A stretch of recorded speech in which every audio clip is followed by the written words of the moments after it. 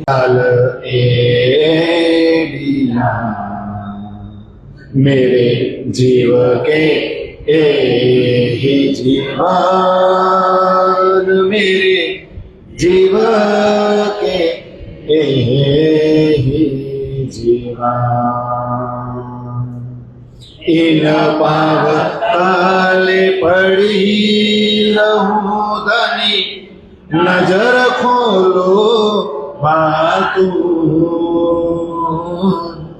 पलन बालू निरखो नेत्रे, मेरे जीव के ही जीवन, मेरे जीव के ही जीवन। कदमों लागू करू से जदा, पकड़ के दो पाय, हुकुम करत हे मासुक, बीच आशिक के दिल आए, बीच आशिक के दिल मासुक तुम्हारी अंगना, तुम अंगना के माशूक, ए हुक्मे इलम दृढ़ किया, अजू रूह क्यों न होता टूक टूक, अजू रूह क्यों न होता टूक टूक। मेरी रूह नैन की पुतली तीन पुतलियों के तीन नैनों में लाखों मासुक हो, जो मेरी रूह पावे सुख चैन, जो मेरी रूह पावे सुख चैन।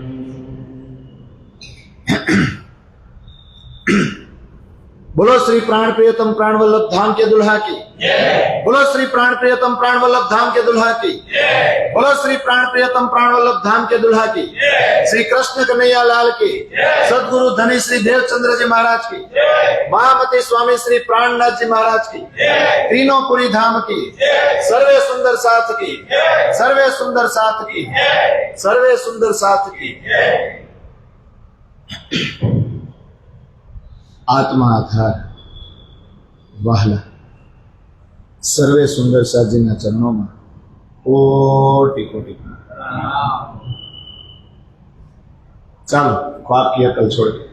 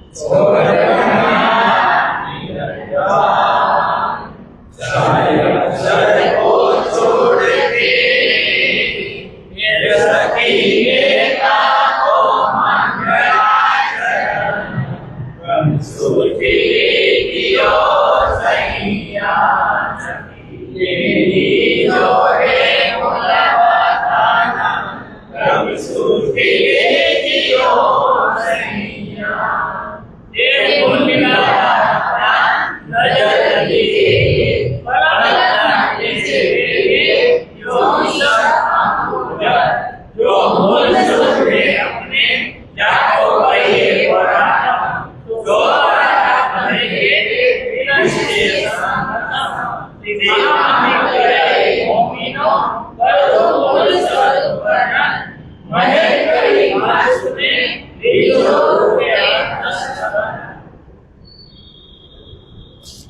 ચાલો પ્રશ્ન તો પૂરા થઈ ગયા છો, ચોપાયું છે, ચોપાયું મારા ખ્યાલથી કાલ પૂરી થઈ જાય, ધીમે ધીમે આપણે આગળ વધીશું. ચાલો આમાં કોણ બોલશે? ચોપાયું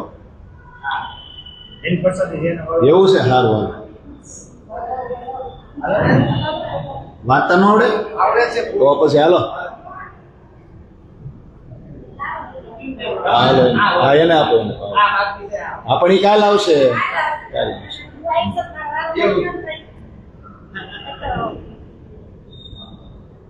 મોકલે એવું વાંચજો, બાકી હું મોકલાય.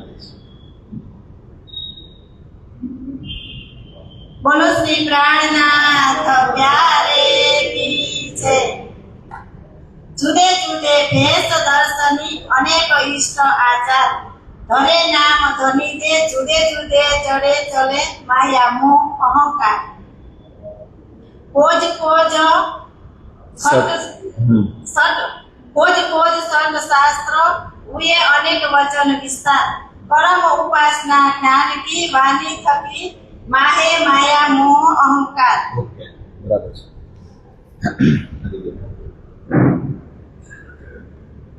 જુદે જુદે ભેષ દર્શની શું થાય? જુદે જુદે એટલે ભેષ. હારું બધું એક ની એક જ ચોપાયો કા, એક ના એક શબ્દ પણ કેટલી વાર કીધું? કોને બહાર કાઢવા કીધું? કોને બહાર કાઢવા? અહીંના જીવ તો આમાં બહાર નથી નીકળવાના, પણ બ્રહ્મ સૃષ્ટિ આવી આ વેશભૂષણ ભાષામાં અટવાઈ ગઈ છે ને, એટલે એને વારંવાર કેવું પડે તું તો નીકળ. એના માટે જુદે જુદે ભેષ દર્શની ને અનેક ઇષ્ટ આચાર. સમજાય છે ને? અનેક પ્રકારના ઈષ્ટદેવ, અલગ અલગ બધાના ઈષ્ટદેવ અલગ અલગ, એ પ્રમાણે બધાની પદ્ધતિઓ અલગ અલગ અને આચરણ અલગ અલગ, જોવાનો નજરિયો અલગ અલગ. અને ભેષ હો ભેખ, ભેખ ઓલો એક હરખો ભેખ કર્યો હતો કે લે આ તો આપણા જેવા, એટલે થોડાક જુદા. આમ જો ઓલા એક હરખો કલર હોય ને એમાં થોડોક સ્લાઇડ જુદો કર્યો, સ્લાઇડ એટલે ખબર પડે આમાં આ ફાંટો પડ્યો હતા એ નહીં, પણ થોડોક કલર બદલાવે. શેનો?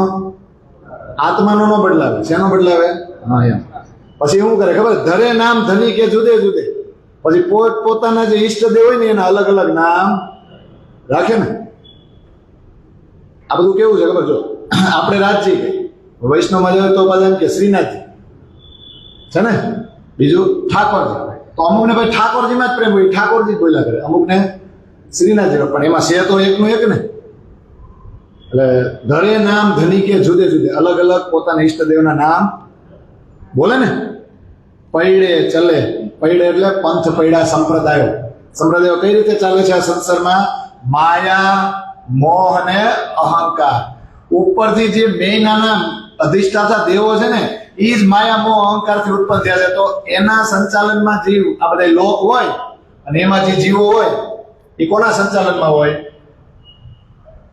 માયા મોહ ને અહંકાર ને. હવે જોજો, ખોજ કરી, ખોજ તો શું થયું? 4 વેદ, પછી 6 શાસ્ત્ર, પછી 18 પુરાણ, 108. એટલે 4 વેદમાં ગતાગમ ન પડી તો એમાંથી ઘણા સંશોધન કર્યું, તો 6 શાસ્ત્ર, એટલે 6 શાસ્ત્ર ને, તો વેદોને ખોઈ જાય ને તો 6 શાસ્ત્ર બન્યા. અને અનેક વચન વિસ્તાર, એ વચનોનો શું કર્યો?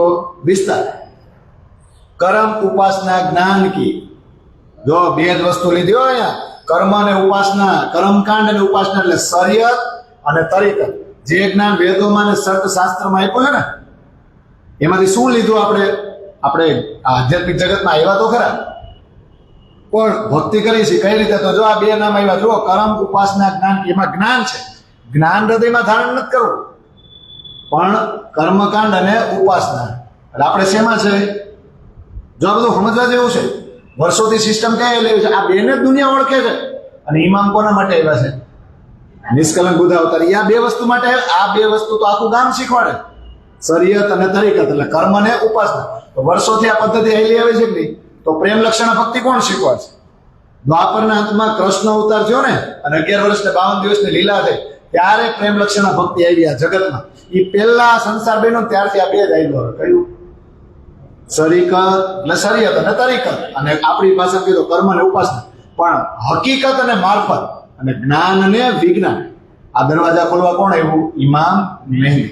તો આપણે જ્ઞાન લેતા નથી, આપણે શું કરીએ? એમાંથી વાંચીએ, પછી બીજા આપણને જે કે ને આમ આમ લખેલું આમ કરવાનું, એટલે એને આપણે કર્મ અને ઉપાસનામાં ફેરવી છે. વાણી થકી, પછી વાણી તો થાકે ક્યાં થાકે?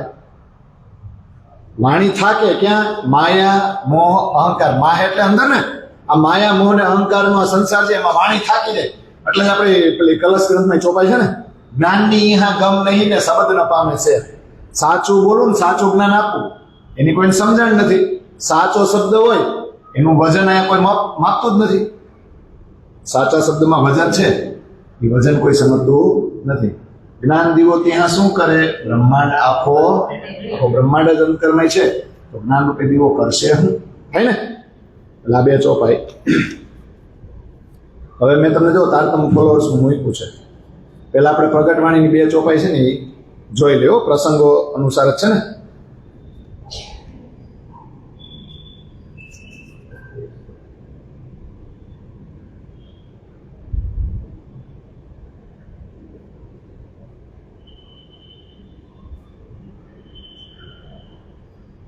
છે ને બે ચોપાઈ છે. તબ કોઈ નહીં કિસી કે સંગ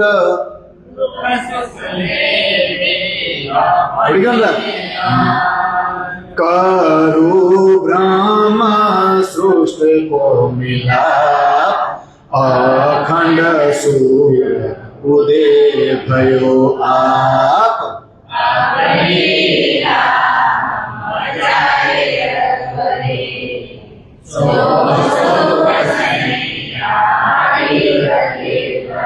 જોજો હવે કાજી કજા એટલે ન્યાયાધીશ ન્યાય કરવા બેસે ને એટલે આપણને ખબર છે કર્મનો સંગાથી રાણા મારો. પણ આમાં તો કયું કર્મ? સંસારનું કર્મ નહીં. આધ્યાત્મિક જગતમાં તમે કયો રસ્તો પકડો ને એના લેખા ચોખા થાય છે કે આજ સુધી તમે કોને પકડ્યા એમ આત્મજ્ઞાન માટે. એ લેખા ચોખા થાય. એટલે તબ કોઈ નહીં કિસી કે સંગ. જ્યારે ન્યાયાધીશ ન્યાય કરશે ને, ખુદા ખુદ, અલ્લાહ ખુદ, પરમાત્મા ખુદ આવીને ન્યાય કરશે ને, આ બધો કે એક જ પરમાત્મા છે, તમે તો આને કરીને બેઠા હતા, કયા રસ્તા એલા હાલો, આજ સુધી તમે શું કર્યું એમ. તો તબ કોઈ નહીં કિસી કે સંગ. કોઈ કોઈની હારે એટલે તમે એકલા જ તમારા ભાગીદાર છો. અને દુઃખ સુખ લેવે આપણે, દુઃખ અને સુખ એ પોતાનું જ ને. પણ એને શું કીધું? કરું બ્રહ્મ સૃષ્ટિ કો મિલાપ. કોની સાથે મિલાપ કરવાનો? તો બ્રહ્મ સૃષ્ટિ મિલાપ કરો તો શું ઉગે? અખંડ સૂર. અખંડ એટલે સૂર, સૂર એટલે સૂર્ય. અખંડ સૂર્ય ઉદય ભયો આપ. એટલે પોતાની મેળે બ્રહ્મ સૃષ્ટિની સંગત કરો એટલે તમારી અંદર એક જ્ઞાનનું સવાર થાય, આત્મજ્ઞાનનું સવાર. એટલે એને શું કહેવાય? આ સૂર્ય ઉગે તો આપણે શું કરીએ છીએ? કર્મકાંડમાં ફસે છે. આ સૂર્ય ઉગે એટલે ધંધે જાય કે નહીં? કર્મ સારું કરો કે ખરાબ કરો, આવું ક્યાં પડે? જોજો પુણ્ય કરો તો બંધાવો જ છો. ઘણા એમ કે ને આપણે પુણ્ય કરીને જાય થોડુંક ઉપરની જગ્યા મળે, પણ ધડામ થઈને પૂરું થાય એટલે કર્મમાં તો બંધાવાનું છે. આ સૂર્યની વાત નથી. અખંડ સૂર કયો? આત્મજ્ઞાનની સવાર થાય, ઈ સૂર્ય તમારી અંદર ઉગે, પરમધામનું નૂર આવે ને. અખંડ સૂર ઉદય ભયો આપ. એટલે પોતાની જાતે. કોની સાથે મિલાપ કરશો? તો કરું બ્રહ્મ સૃષ્ટિ કો મિલાપ. એ જાવે ને તો આખી વિશ્વ કોના દીદાર કરવા દોડી જાય? આવે ને, વિશ્વ મિલી કરને દીદાર પીછે. હવે રાત બેહાડો બેહાડો. પીછે કોઈ ના રહે મીને સંસાર, બ્રહ્મ સૃષ્ટ કો પિયા સંગ સુખ, સો કહિયો ના જાય મુખ.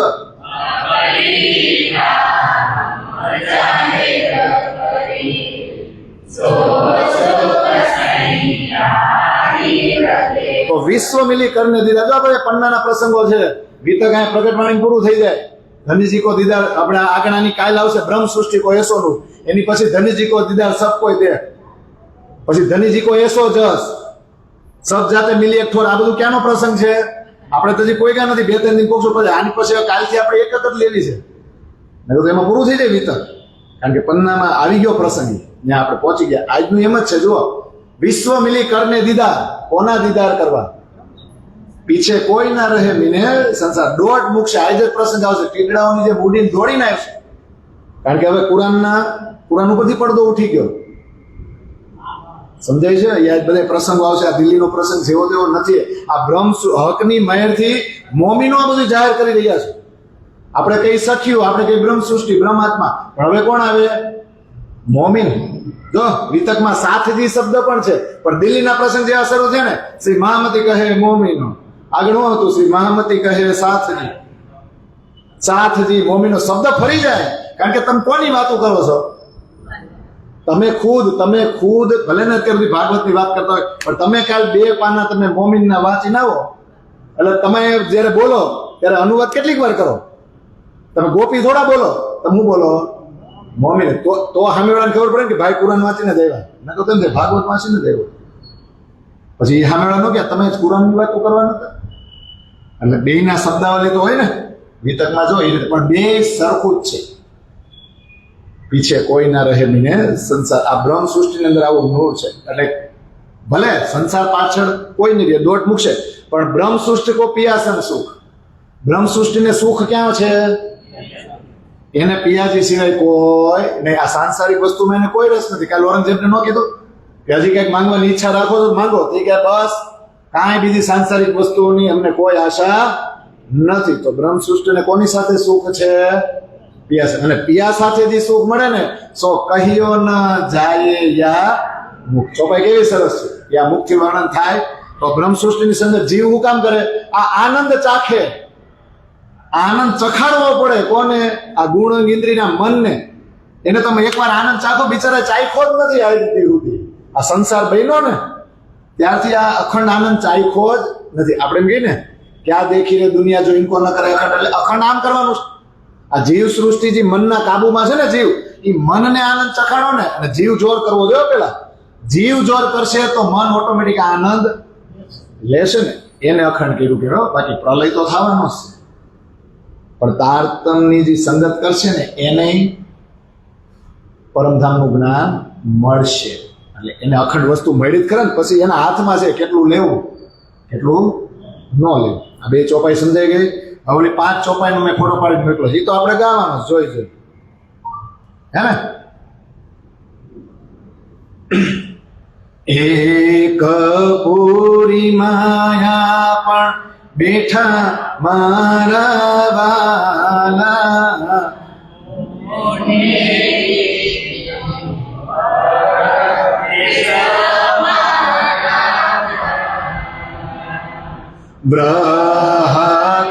બ્રહતાણી જે વાતો મારા વાલા,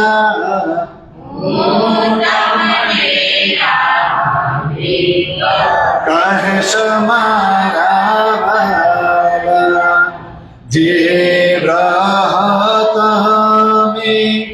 લીધો રે હો વાલા, તે સિર ઉપર મેં સહ્યો વાલા, અવગુણ સાટે તમે એ દુઃખ દીધા, હવે પાડ કેનો નવ રહ્યો વાલા, હવે હું આવીશ તમ પાસે વાલા, તું જાઈશ નાખ્યો ક્યાં હે ઓ વાલા, એ છે તરી ઘણા દિન મુને આગે, દેવાર બુઠી ક્યાં હે મારા વાલા. આ કેવી મસ્ત ડેરિંગ વાળી વાત છે. હવે હું આવીશ તમ પાસે. ક્યાં? હવે હું આવીશ, હું તમારી પાસે આવીશ. તું જાઈશ નાઠ્યો ક્યાં હે? એટલે ભાગીને જાઈશ ક્યાં? નાઠ્યો એટલે ભાગું. કેવું ડેરિંગ છે ને, તારી પાછળ એવી દોડું પકડું ને પછી તું જાઈશ ક્યાં? તે છેતરી ઘણા દિન મુને આગે. આગળ તો બહુ છળ કપટ કરીને છલ્લીઓ બની ઘણી વાર મને માત આપી દીધી, મને હાર આપી, પકડાણો નથી. તે વાર બુઠ્ઠી ત્યાં આવે, ત્યાં તો હું થોડીક હારી ગઈ હતી, ગાફલાઈમાં રહી ગઈ, પણ હવે તને મૂકવું નહીં. હવે આગળ જો. અંગ ઉમંગન માયરી હોવાલા, હવે તો શું કરું કે પર રે હોવાલા, પહેલું અંગ ભીડીને દાજ ભાજુ વાલા પછે તેડી જાઓ મારે મંદર વાલા. આ તો આમાં આમાં વિતક કરવાની મજા આવે. આ તો પ્રસંગ તો બાજુ રહી જાય. કેટલું મસ્ત છે.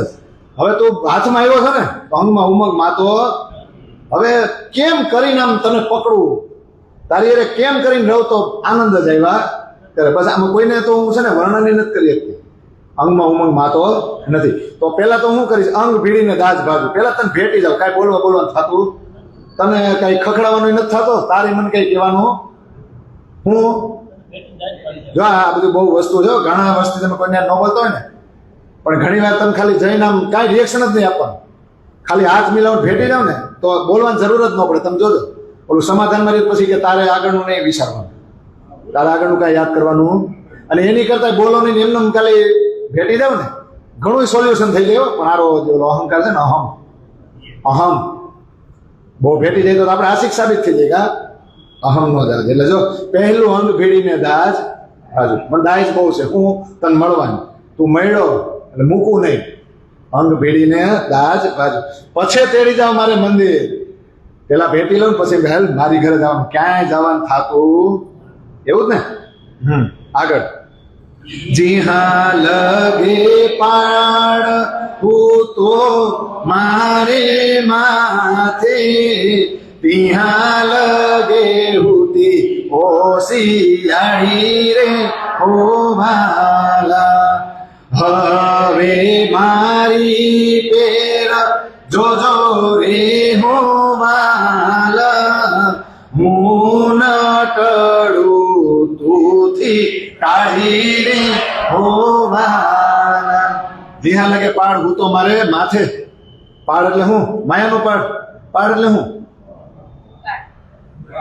પાડ એટલે ઉપકાર. કોનો ઉપકાર મારી માથે? ધણીનો ઉપકાર એમ. ત્યાં લગે ઉથી ઓછાણ એટલે ત્યારે સુધી મારે અરજ કરવી પડતી હતી. હું આ તો ઓલું દેવું ને, મેં તારી ઉપર એહસાન કર્યું, કાંઈ બોલતો નહીં, મારા કરત નીચે તું દબાયેલો છો, એટલે ત્યાં સુધી ઓશિયાળી હતી એટલે કાંઈ બોલાતું. હવે હાથમાં આવ્યો, હવે મારી પેર જોજો રે વાલા, હવે મારી રીતે હું તમને મેળવીને જ જંપીશ. અને તું મને આખી કરવા માંગીશ ને, દૂર કરવા, હું ન ટળું તુંથી તાળી. તું મને દૂર કરવા માંગ ને, તને દેખ તો ભાગવા તો દઈશ નહીં, પણ તું કાંઈક માયાવી આવરણ નાખીને આપણને લાગુ પડ્યો. એ તો એમ કે હું તાર પાસે જ ઉભો છું, પકડાય બરાબર. આપણે અહીં હોશિયારી કરી, તને ભાગવા દઉં ને, પેલા એવું કે ખબર, પેલા બધું એ છોડી નવરી થઈને મને પકડ તો ખરા. એ હું તો ક્યાંય ભાગવા નથી, પણ જો અહીંયા હું ડેરી છે, હું ન ટળું તુંથી તાળી. તમે મને વચ્ચે કદાચ માયાવી આવરણ મૂકી દેવો ને, કોઈ પણ ગમે એવું મારે પરીક્ષા લેવું નામ છે, તોય હું તમને મૂકીશ. અને પરીક્ષા જાગૃત થયા પછી શરૂ થયો. બાલ મંદિરમાં એમાં ન, એમાં તો રમતા રમતા બિસ્કીટ આપતા ટીચર તમે શું ભાગ આપશો? ત્યાં તો રમાડવા પડે ને. પણ 10મા ધોરણમાં આગળ જાય ને પછી ત્યાં ભાગ ન આપે. સમજાય છે ને? પરીક્ષા જેમ મોટા થાવ, આગળ જાઓ, એમ સંઘર્ષ વધારે કરવો પડે. ચાલો પ્રસંગમાં આગળ વધ્યો.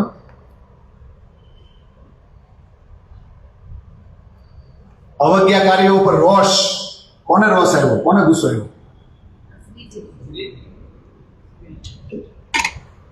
ગઈકાલે છેલ્લે આપણે સાંભળ્યું ને, એ કે શરીયત વાળાને ખબર નથી કે જે વિરોધ કરે છે ને એ બરબાદ થઈ જાય. ખુદાનો હુકમ જયારે થશે ને બરબાદ થાય ને, ત્યારે પછી એને ખબર પડશે. ને હવે આગળ પ્રકરણ લાલદાસજી મૂકે છે, લૈલ તુલ કદ્ર, બહુ સાગરની રાત્રિ ને. હવે આગળ કે જુઓ, અરે એ કે આવી તો ઘણી નિશાનીઓ કુરાનમાં છે. મોમીનોની જ હકીકત લખી છે, કુરાનમાં બીજું કાંઈ છે જ નહીં.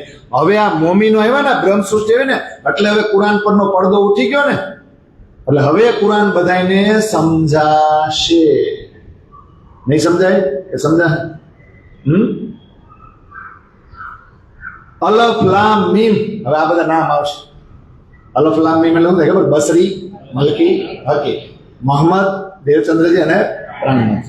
યાદ રહે ને? એક સરનામું લઈને આવ્યા, એક ચાવી લઈને આવ્યા, અને એક દરવાજા.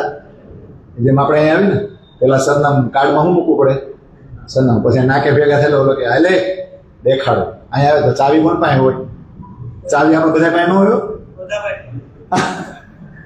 ચાવી 2-3 જણા પાસે હોય ને કા, પછી ખોલે, પછી અંદર બધા પ્રવેશ કરી નહીં. સેમાં ત્રણેય કર્યું. જો એકેયમાં ફરક નથી. હો આજે આવશે જુદે જુદે હવાલે જુદે જુદે કામ. હવે અલગ અલગ સમય ત્યાં તો 4.5 જ થયા છે.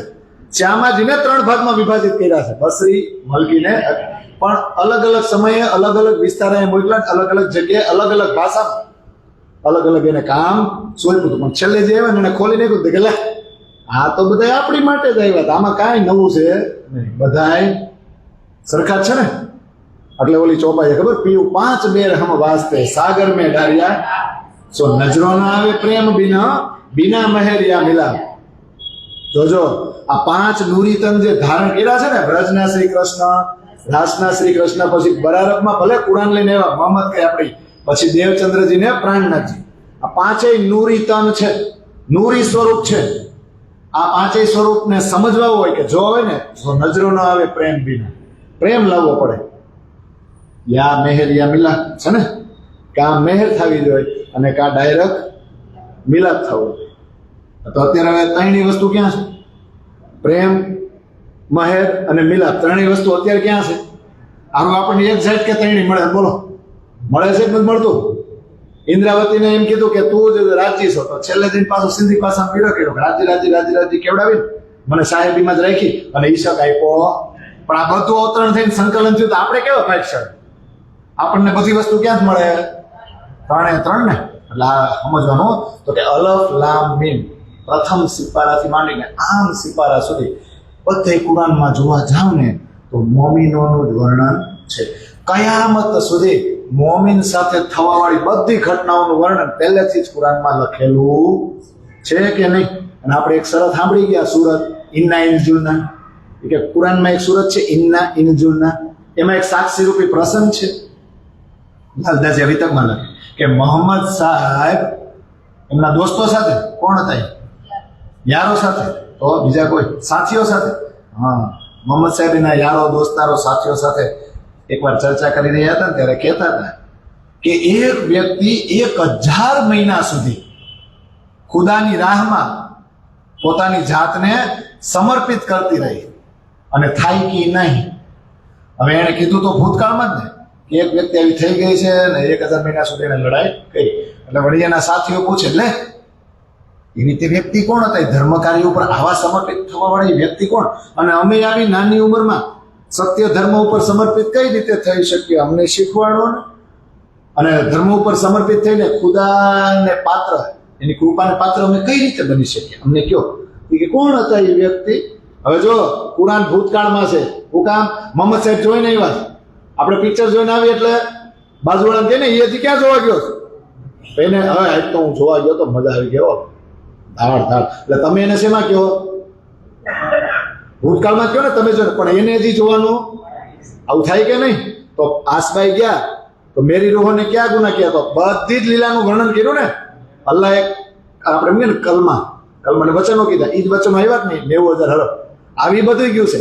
એટલે મોહમ્મદ સાહેબ તો ભૂતકાળમાં વર્ણન કરે ને, એને જોઈ લીધું, રાજ્યના દિલમાં બતાવી દીધું એને, પણ હજી ઘટના થવાની બાકી છે ને. તો આવો પ્રસંગ. એટલે સાથીઓએ પૂછ્યું હતું કે કોણ હતા? તો કે એ તો ખબર નથી, પણ જબરાઈલી સુરત લઈને આવ્યા હતા. એ હતામાં કે નદી આવવાના છે ક્યાં? વિક્રમ સંવત 1638. કોણ? દેવચંદ્રજી, રૂહલ્લા મિસલ ગાજવી જ ને. એટલે બાલાજીએ તેણી તાલ સુંદરબાઈ મોકલ્યા, સખી તમે લઈ ચાલો આવેશ, ન મૂકો એકલા. એ જ પ્રસંગ નો આવે. પછી આ લૈલતુલ કદ્રમાં આગળ આ પ્રકરણમાં લાલદાસજી વાત કરે, શું પરમાત્માએ મોમિનોને આ સંસારમાં ઉતાર્યા એની ઉપર વિચાર કરો, એવામાં લખેલું છે. પેલા એવા વ્રજમાં, પછી એવા રાસમાં, અનુભવ ન થયો, મનોરથ થોડા બાકી રહી ગયા. તો આ 3જા ટુકડામાં આવ્યો ને, એમાં શરૂઆતમાં આવ્યા દેવચંદ્રજી, અને એણે તારતમને સાથે લઈને 1000 મહિના સુધી, એટલે 83 વર્ષ અને 4 મહિના, વિક્રમ સંવત 1722 સુધી આદિની લીલા કહેવાય. ભલે 1712 અંતર ધ્યાન થયા, પણ બીજા 10 વર્ષ હજી આદિ સ્વરૂપે, એટલે 1722, 83 વર્ષ અને 4 મહિના, ન્યા 1000 મહિનાની રાત્રિ પૂરી થાય અને 5મો દિવસ પરમાત્માનો ઉગે દેવ બંદરથી. અને એનાથી પણ વિશેષ જાગવાનો પ્રયત્ન આ જાગણી લીલામાં કોણે કર્યો? આ મોમિનોએ કર્યો કે નહીં? કોની સાથે લઈ લાય? પરમાત્માની આજ્ઞાથી 120 વર્ષ સુધી આ મોમીનો છે ને એ દજ્જાલ સાથે લડ્યા. અને વિવરણ તો જુઓ, અરસ અજીમથી કે બે આત્માઓ કેવી પાછી ખબર, ધર્મ શિરોમણી એમ ને, એવી આત્માઓ અરસ અજીમથી અહીં અવતરિત થઈ. કોણ કોણ? અરે મોમીન એટલે બ્રહ્મ સૃષ્ટિ ને ઈશ્વરી સૃષ્ટિ બે અવતરિત છે ને. એમાં સિરદાર કોણ? તો કે બસરી, મલકી અને હકી. કુરાનમાં લખેલું છે મોમીનો અને દજ્જાલ વચ્ચે લડાઈ થઈ. કેટલા વર્ષ? 120 વર્ષ. અને ખુદા શું લઈને આવ્યા? ખુદા ખુદ શું લઈને આવ્યા? તારતમ જ ને. તારતમથી લડાઈ કરાવી કે નહીં? બ્રહ્મ સૃષ્ટિ આવી છે ને, તો આ લડાઈ થઈ, આવું થયું. અને હવે આગળ લખે આ ત્રણેયનું વર્ણન કરે કોણ? આ લડાઈ થઈ 120. આ ત્રણેય બસરી, મલકી, નકી સિરદાર છે. પોતપોતાને જે કામ આપ્યા છે આ ત્રણેય સુરતને, એ પોતપોતાની રીતે આ રહસ્યો ખોલી રહી છે. કુરાનમાં દરેક જગ્યાએ આ જ કિસ્સાઓ આપેલા છે. અને આ ત્રણેય સુરતે પોતપોતાની રીતે ખોયલા કે ન ખોયલા, રાજ્ય જેટલું કામ આપ્યું હતું એ પોતપોતાના સમય આવીને કર્યું ને, કે બીજું કઈ કર્યું હે? પછી આગળ કે જોજો, બહુ સરસ છે. રસૂલ, રૂહ અલ્લાહ, મહેંદી અને ઇમામ, આ ચારે એક જ શરીર છે. જો આ લોકોએ ભેદભાવ નથી કર્યો. કરે કોણ? આપણે. રસૂલ એટલે મુસ્તફા બેગ, હઝરત મોહમ્મદ પૈગંબર. રૂહ અલ્લાહ એટલે દેવચંદ્રજી. મહેંદી અને ઇમામ, મહેંદી એટલે અક્ષરની બુદ્ધિ, ઇમામ એટલે રાજજી પોતે. તો સચ્ચિદ આનંદ ન થઈ ગયું? રૂહ અલ્લાહ એટલે આનંદ, મહેંદી એટલે સત, અને ઇમામ એટલે ચીદ. થઈ ગયું ને? અને રસૂલ જે સંદેશો લેવાય, આ કોઈ અલગ નથી. આ ચારે એક જ તન છે. આ જે સમજી જાય ને એ જ ઇસ્લામ, અને આને જે ન સમજે એનો વિરોધ કરે ને એ જ બધા કાફર.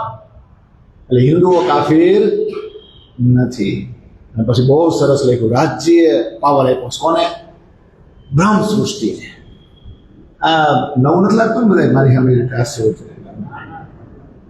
આપણામાં આવે છે કે મારું ઘરનું નથી કહેતું એ કે જ્યાં સુધી આ સંસારમાં કોનો આદેશ રહેશે? પરમાત્માનો. પણ પરમાત્માનો આદેશ છે કોની ઉપર? બ્રહ્મ સૃષ્ટિ ઉપર. એટલે એમ કે છે જ્યાં સુધી આ સંસારમાં બ્રહ્મ સૃષ્ટિનો આદેશ રહેશે ને, ત્યાં સુધી બધા જીવોને અખંડ મુક્તિ મળશે.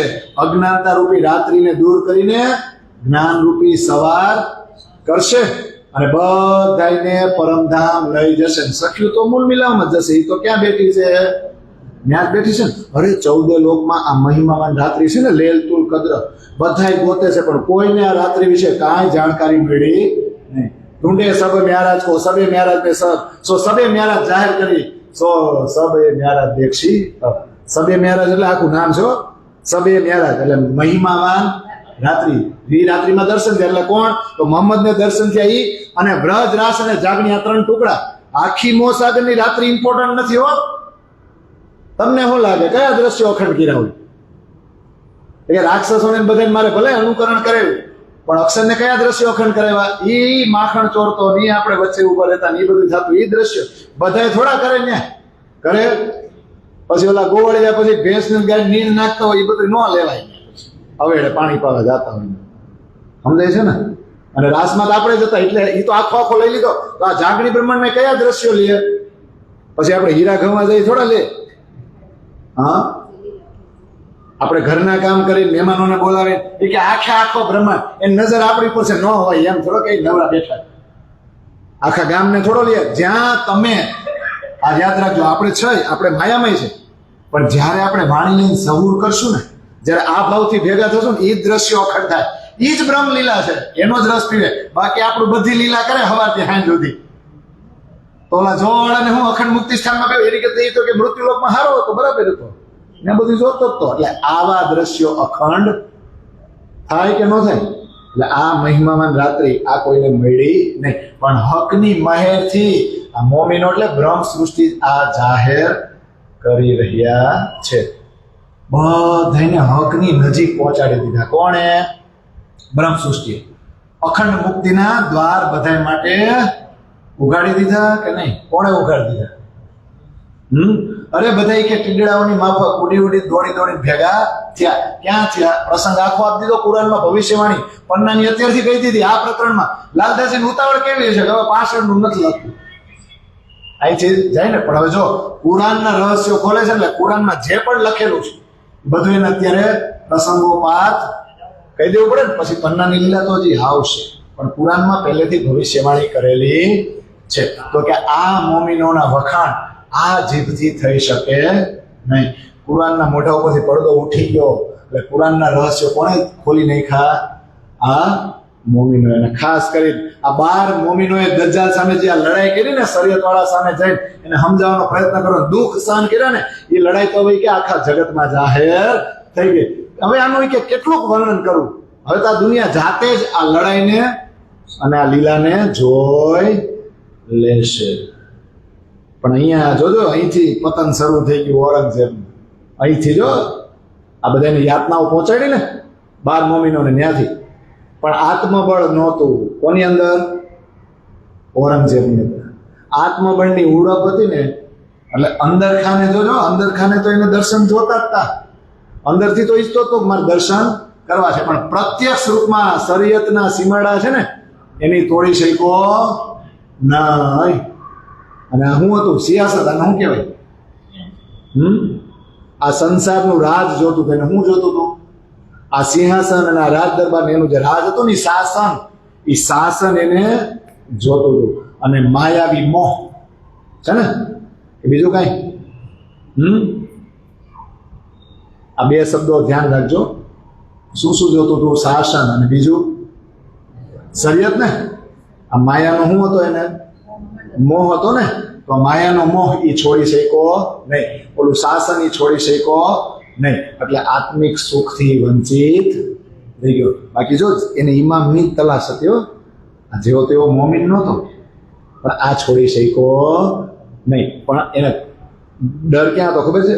એને તો ખબર પડી ગઈ હતી આ 12 મોમિનો કામા પહાડી બેઠા ને ઇમામ જ છે, પણ જો એ પોતે જાહેર કરીને માની લે ને તો એના શરીયતનું પાલન કરવાવાળા માણસો છે ને એને મારી નાખે, એટલે એ ડરી ગયો. બાકી તો જો ચમત્કાર તો થઈ જ ગયા હતા. આ 12 મોમિનોને કોતવાલના હવાલે કર્યા હતા, યાતનાઓ આપવામાં આવી ને ત્યારે જ મક્કાના મસ્જિદના 2 મિનારા પડી ગયા અને એને સાબિત કર્યું કે ઇમામ મહેંદી છે ને હિન્દુસ્તાનમાં પ્રગટ થઈ ચૂક્યા છે. અને ત્યાંથી 4 વસિયતનામા આવ્યા ને એમાં ચોખ્ખું લખેલું હતું કે જબ્રાઈલ જે છે ને એ કુરાન અને ફકીરોની વાણી એટલે સફક્ત અને દુનિયાની બરકતને અહીંથી ઉંચકી હિન્દુસ્તાનમાં લઈ ગયા છે. એ જ સમય આવ્યો. જો આ બધું આ પ્રકરણમાં કહે છે, આ જેવી તેવી વાત નથી, બધું આવે. અને શેનો મોહ હતો વધારે? સાંસારિક મોહને કારણે ને એ શરીયત છોડી શક્યો નહીં. અને એક દિવસ બેહવા ગયો ને સિંહાસન ઉપર ઔરંગઝેબ, ત્યાં સિંહ દેખાણો, સિંહ બેઠો સિંહાસન ઉપર ગર્જના કરે એટલે ગભરાઈ ગયો, બેહે નહીં. તો દરબારીઓ ગભરાઈ ગયા કે આજ આપણા સુલતાન છે એ સિંહાસન ઉપર કેમ નથી બેસતા? બધાએ કીધું અરે સિંહાસન ઉપર બેસો, કેમ ગભરાવ છો? એ કે ના ના માન નથી બેવું, ત્યાં જોલો સિંહ દેખાય છે અને મારી સામે ગર્જના કરી રહ્યો છે. તો દરબારીઓ કે અમને તો કાંઈ નથી દેખાતો, તમે શેના ગભરાવ છો? એ કે અરે તમે તો 5 ટાઈમની નમાજ કરવા વાળા ખાસલ ખાસ સર્વશ્રેષ્ઠ મોમિન છો, તો ઓલા ફકીરનો જાદુ તમને હું કરી છે? બેહો બેહો. જેવા 2 વાગ્યા સિંહાસન કદાચ ખસી ગયો એટલે ધડામ દઈ કે ફરી ગયું. ફરી હોત જ કા ફરતી હોટલ જેવું નથી ને, બે તો ગયા કે ધડામ દઈને સિંહાસન ખસી ગયો ને, પડી ગયા એટલે શાહી મહેલમાં જે બધા આજુબાજુ હતા ને અવાજ આવ્યો ને, શાહી મહેલમાં ભાગદોડ મચી ગઈ. આ શું થયું? બાદશાહ તો ગભરાય, એનો રંગ આખો પીળો પડી ગયો. પછીથી સિંહાસન ઉપર કોઈ બેઠો જ નહીં. બધાએ બહુ દબાણ કર્યું, ભવિષ્યમાં હોતા, પણ એ સિંહાસન ઉપર કોઈ બેઠો નહીં. એ આ પ્રસંગ સાથે જ આ બધું આવ્યો. અને હવે આગળ લાલદાસજી મહારાજે કીધું બહુ સરસ છે, પેગામ ઢાપ્યા ગિરોહને. ગિરોહ એટલે ટોળું.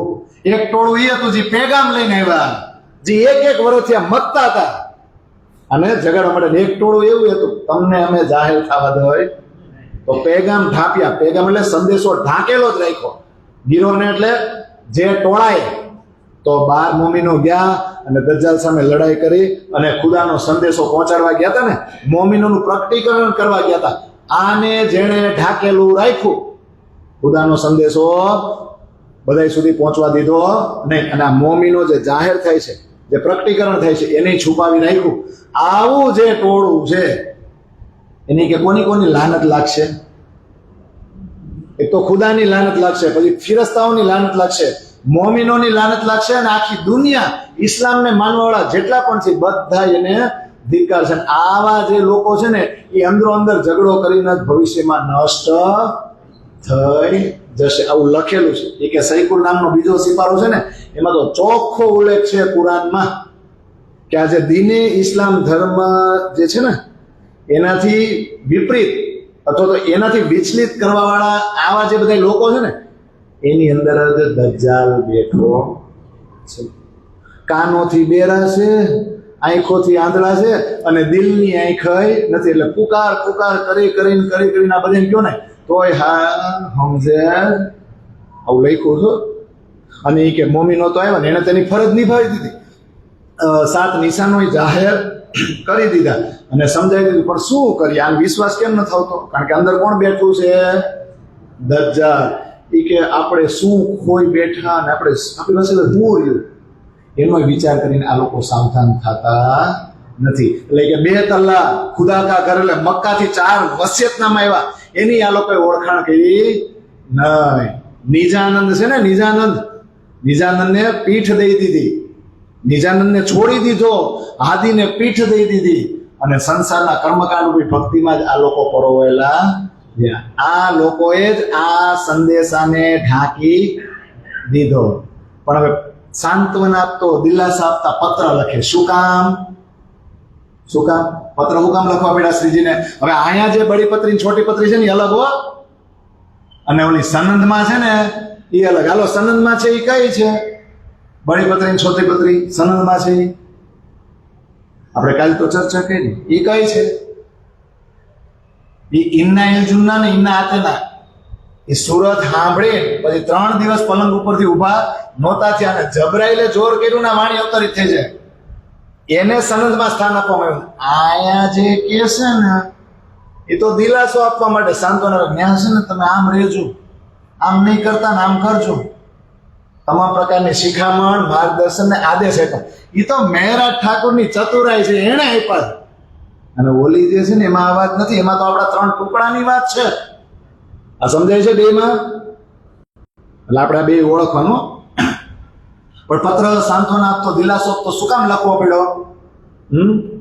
કે દજ્જાલ સામે લડવા તો ગયા, સંદેશો લઈને તો ગયા, પણ થયું કેવું? સામેવાળા જીતી ગયા ને આપણે હારી ગયા. સંદેશો પહોંચવા ન દીધો ને સામે પાછું દુઃખ આપ્યું. એટલે એને સાંત્વના આપતો, દિલાસા આપતા પત્ર લખવો પડ્યો શ્રીજીની બહાર મોમીનોને. તમામ પ્રકારની શિખામણ, કાંઈ બાકી ન રહ્યો. આપણે બહુ ટૂંકમાં લેવું. તમે વાંચજો, 250 સોપાઈ થાય બે થઈને. અને તમે આ સંસારમાં કેમ રહેવું ને, કઈ રીતે ચતુરાઈથી આ 2 પત્રો વાંચો ને તમને કોઈ ન કહે. એ જબરજસ્ત બધી શિખામણો લખી છે ને. શિખામણ, માર્ગદર્શન ને આદેશ. એટલે કોતવાલને હવાલે 12 મોમીનો હતા, અને એ સમયે સાંત્વના, દિલાસો આપવા માટે આ પત્રો લખ્યો. એક મોટો પત્ર હતો ને એની અંદર એક નાનો પત્ર. પણ શું દિલાસો આપતા હતા કે જોજો, તમે તો ખુદાના હુકમથી સંદેશો લઈને ગયા હતા ને, એટલે તમારો કાંઈ વાક નથી. વાક કોનો છે? આ લોકોએ સંદેશો પહોંચાડવા દીધો ને, એટલે વાક કોનો છે? આ જે તમને રોક્યા ને એ બધા. એટલે આખી દુનિયા એને ધિક્કાર છે. એને છેલ્લે નરકની આગમાં હળગવું જ પડશે. અને તમે જોજો, તમે ચિંતા નહીં કરતા. હજી તો પત્ર ચાલુ નથી થયો, હજી એના આગળ શરૂઆતનો પેરેગ્રાફ લખે નહીં.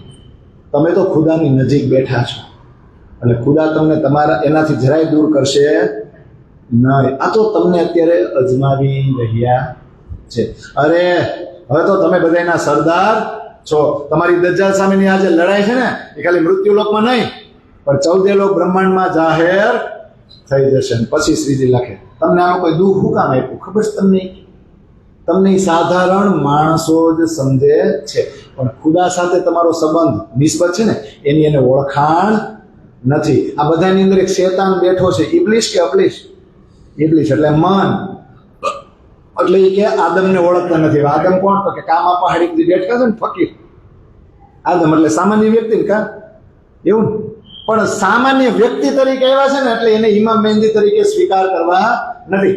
લખેલું છે એની ઉપરથી વાત જોવે છે, પણ જ્યારે સામે આવીને વિશ્વાસ કરવાનો થાય ત્યારે આવા સાધારણ વેશભૂષામાં તો ન આવે ને. અને એનું પાછું આ ઇમામનું લશ્કર, આ તમે બધા તો સંન્યાસી નથી. તમે તો બધા સૂફી ફકીર નથી કે સંસાર પહેલાથી છોડી દીધો હોય અને શાસ્ત્રો કતક ગ્રંથો વાંચ્યો હોય તોય વિશ્વાસ આવે. આ તો હમણાં જે આખા કુટુંબ કબીલા પરિવાર લઈને આવેલા છો. તમે થોડા આવો ને. કેમ? કારણ કે શું સમજે છે? સાધારણ વ્યક્તિ હોત ને એટલે એ લોકોને શંકા છે કે આ ઇમામ મહેંદીનું લશ્કર થોડું હોય. આ લોકો કુરાનના જાણકાર હોય. આમાં કેટલાય નથી કે કુરાનના રહસ્ય ખબર નહીં હોય.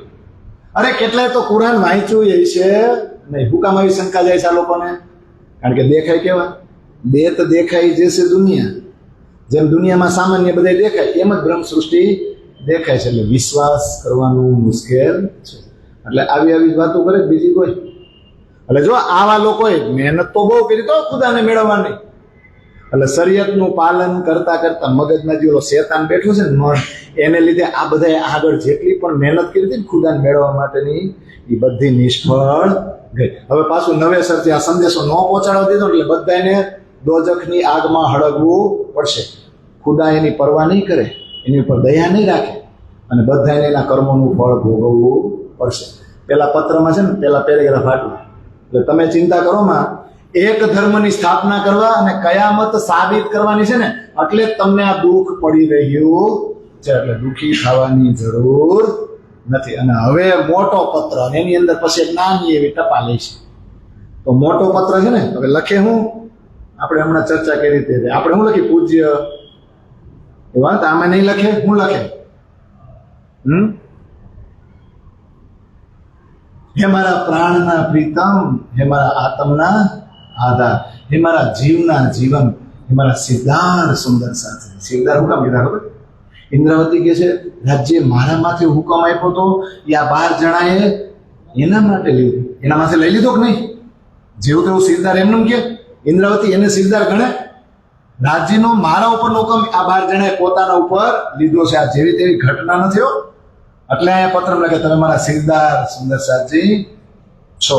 જો એટલે આમાં ભક્તોની જય બોલે. આપણે બધા શું કે સર્વે સુંદર સાથ કી છે. કોઈ આવા બીજા સંપ્રદાયમાં એમને નથી બોલાતી. કારણ કે ખુદ રાજજી છે ને હુકમ ખુદ બધાને આપ્યો છે ને દિલ મોમિન કે આઈ કે અરસ કર બેઠે કસમ. હવે તમને ખુદ બ્રહ્મ છે ને આપણા બ્રહ્મ એને આપણને એના જેવા બનાવી દીધા. એનાથી મોટી વિશેષતા કઈ? એટલે જયકારો બોલે ને. એટલે જો ઇન્દ્રાવતી પત્ર લખતા પોતાને મોટી નથી સમજતી. કેમ?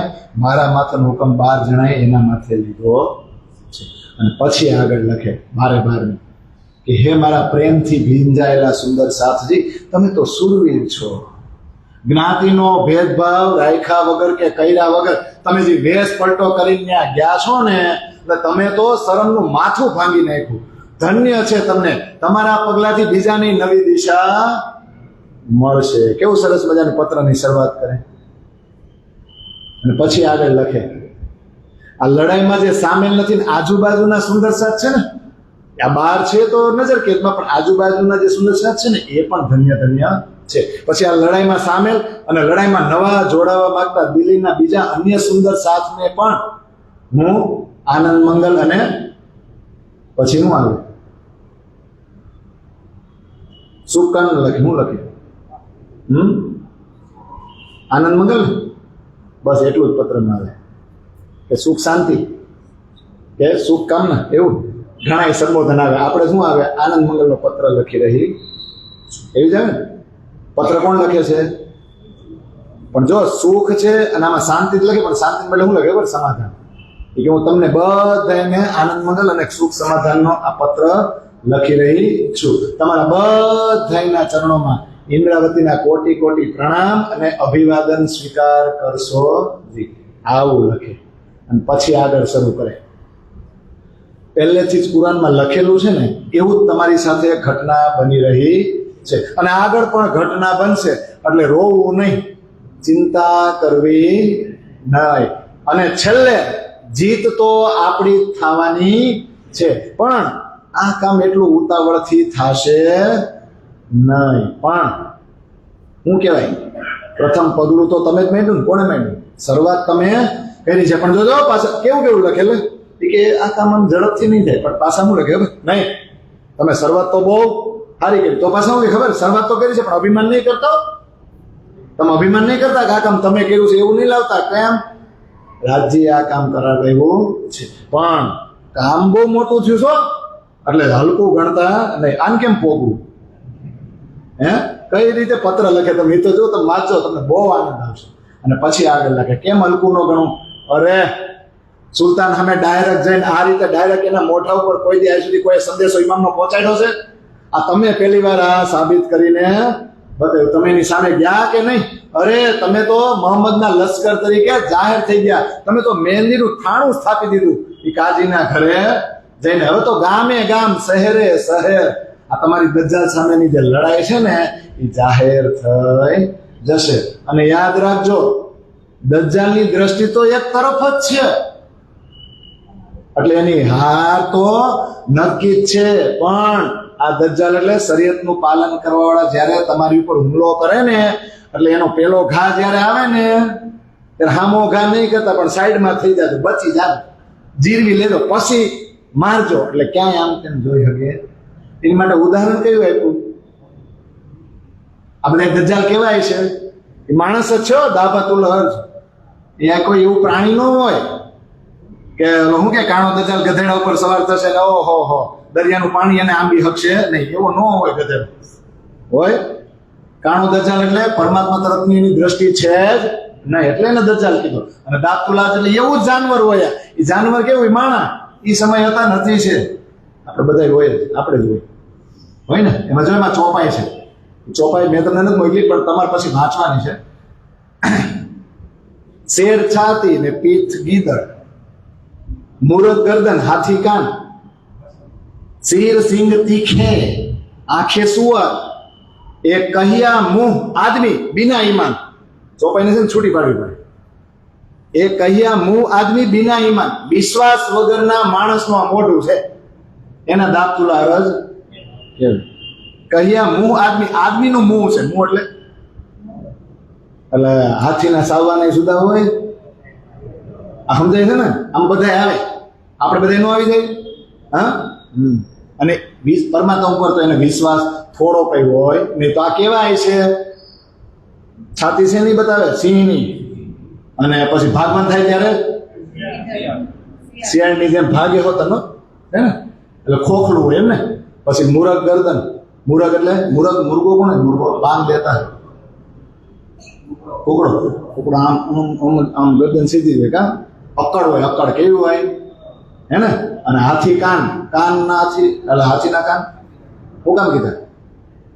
કુકડા જેવડા હોય એટલે હું નિંદા ને એવું ભેર ભેર કરે તો બીજું છે સાંભળે નહીં કોઈ જાડી ચામડી છે.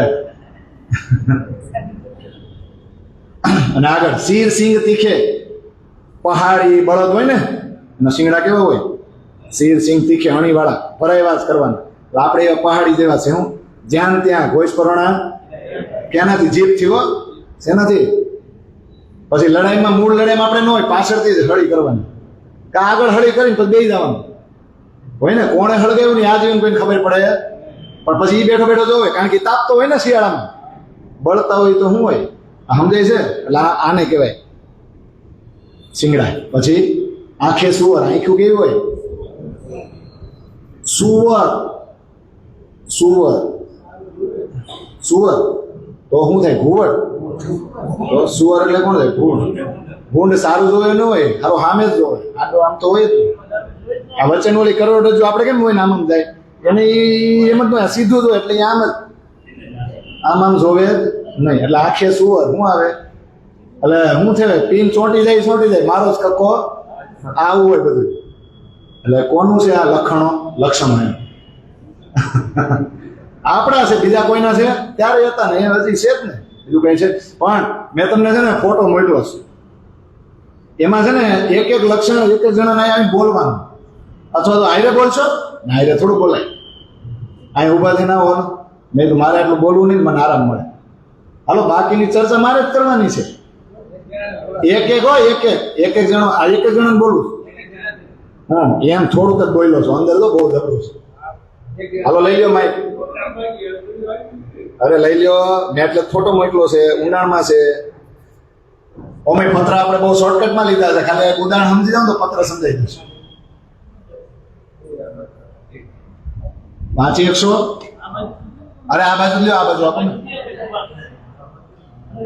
હાલો હીરાભાઈ આપો.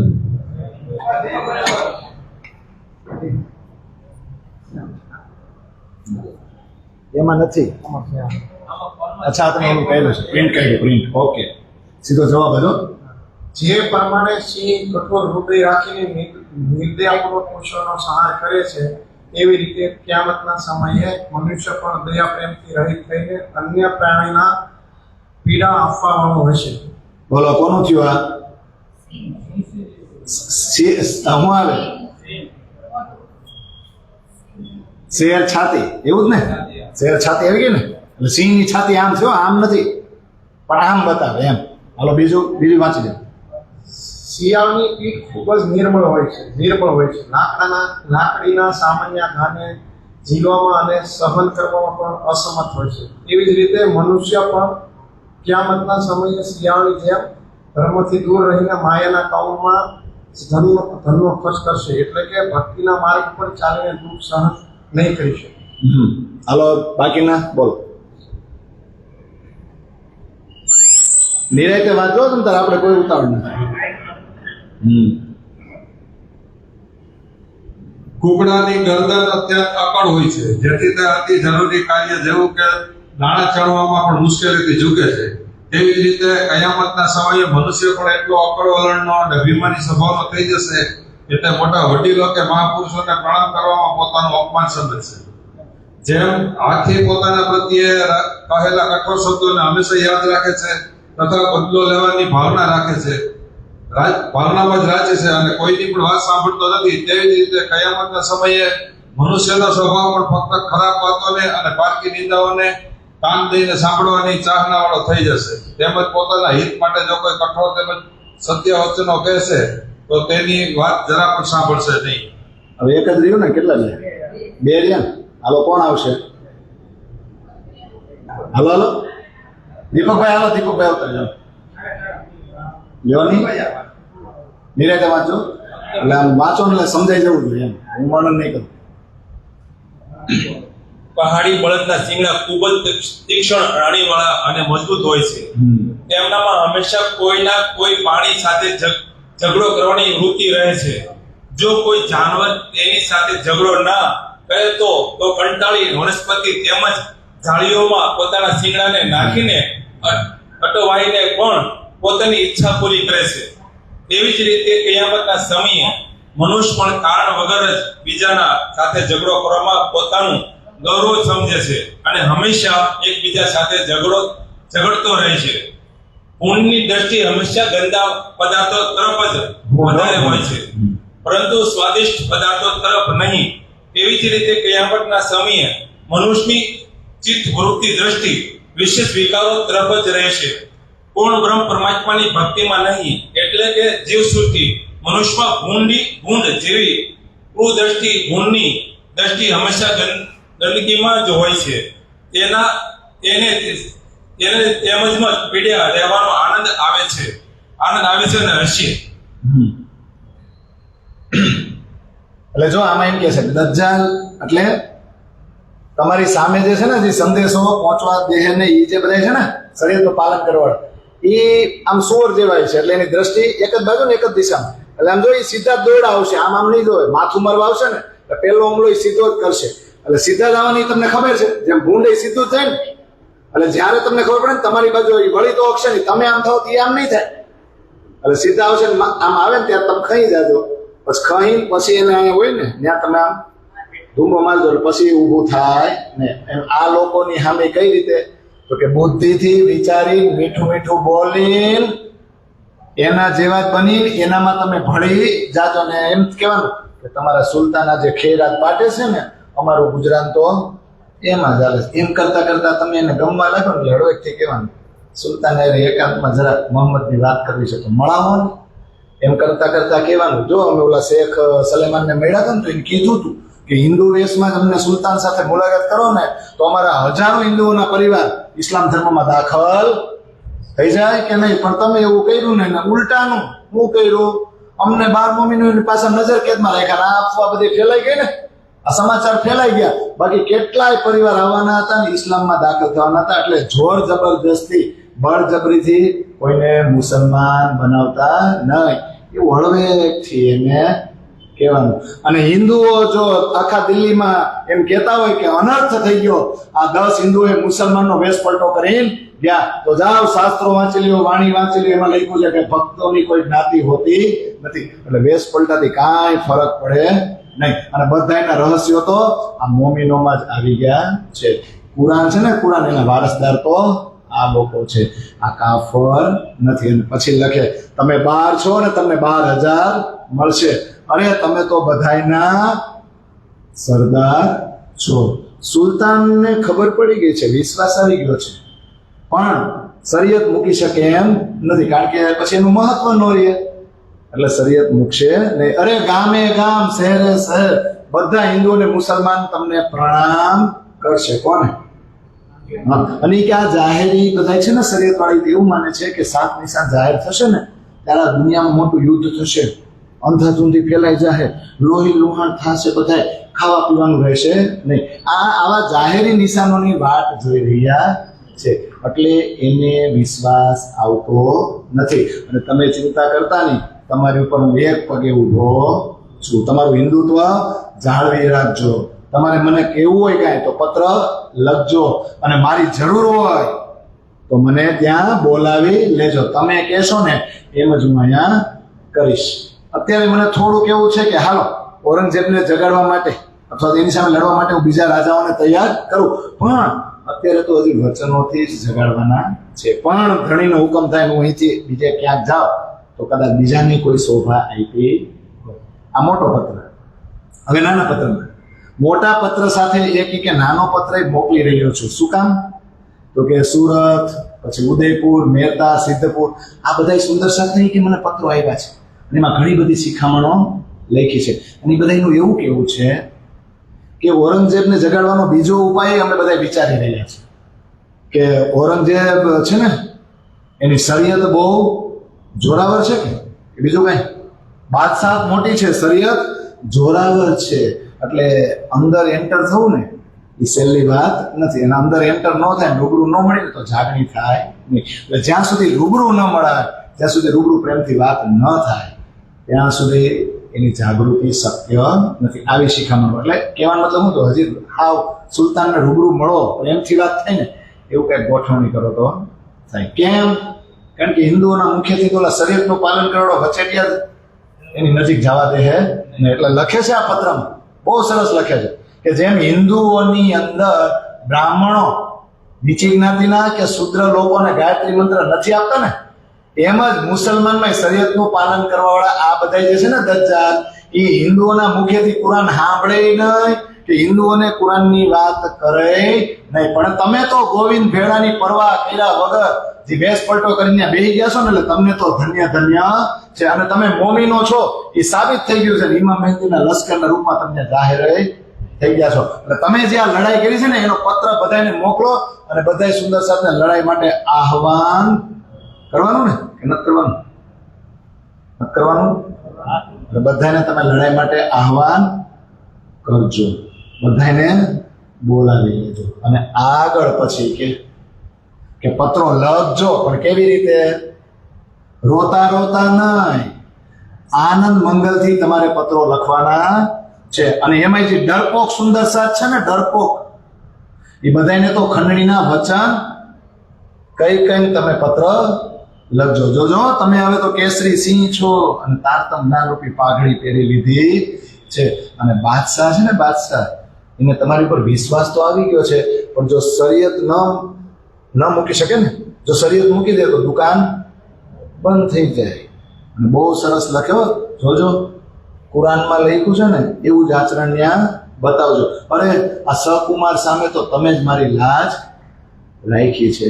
કેટલાક દિવસથી આ શરીરથી તમારી સાથે મુલાકાત થઈ શકી નથી, એટલે હું આ પત્ર લખી રહ્યો છું.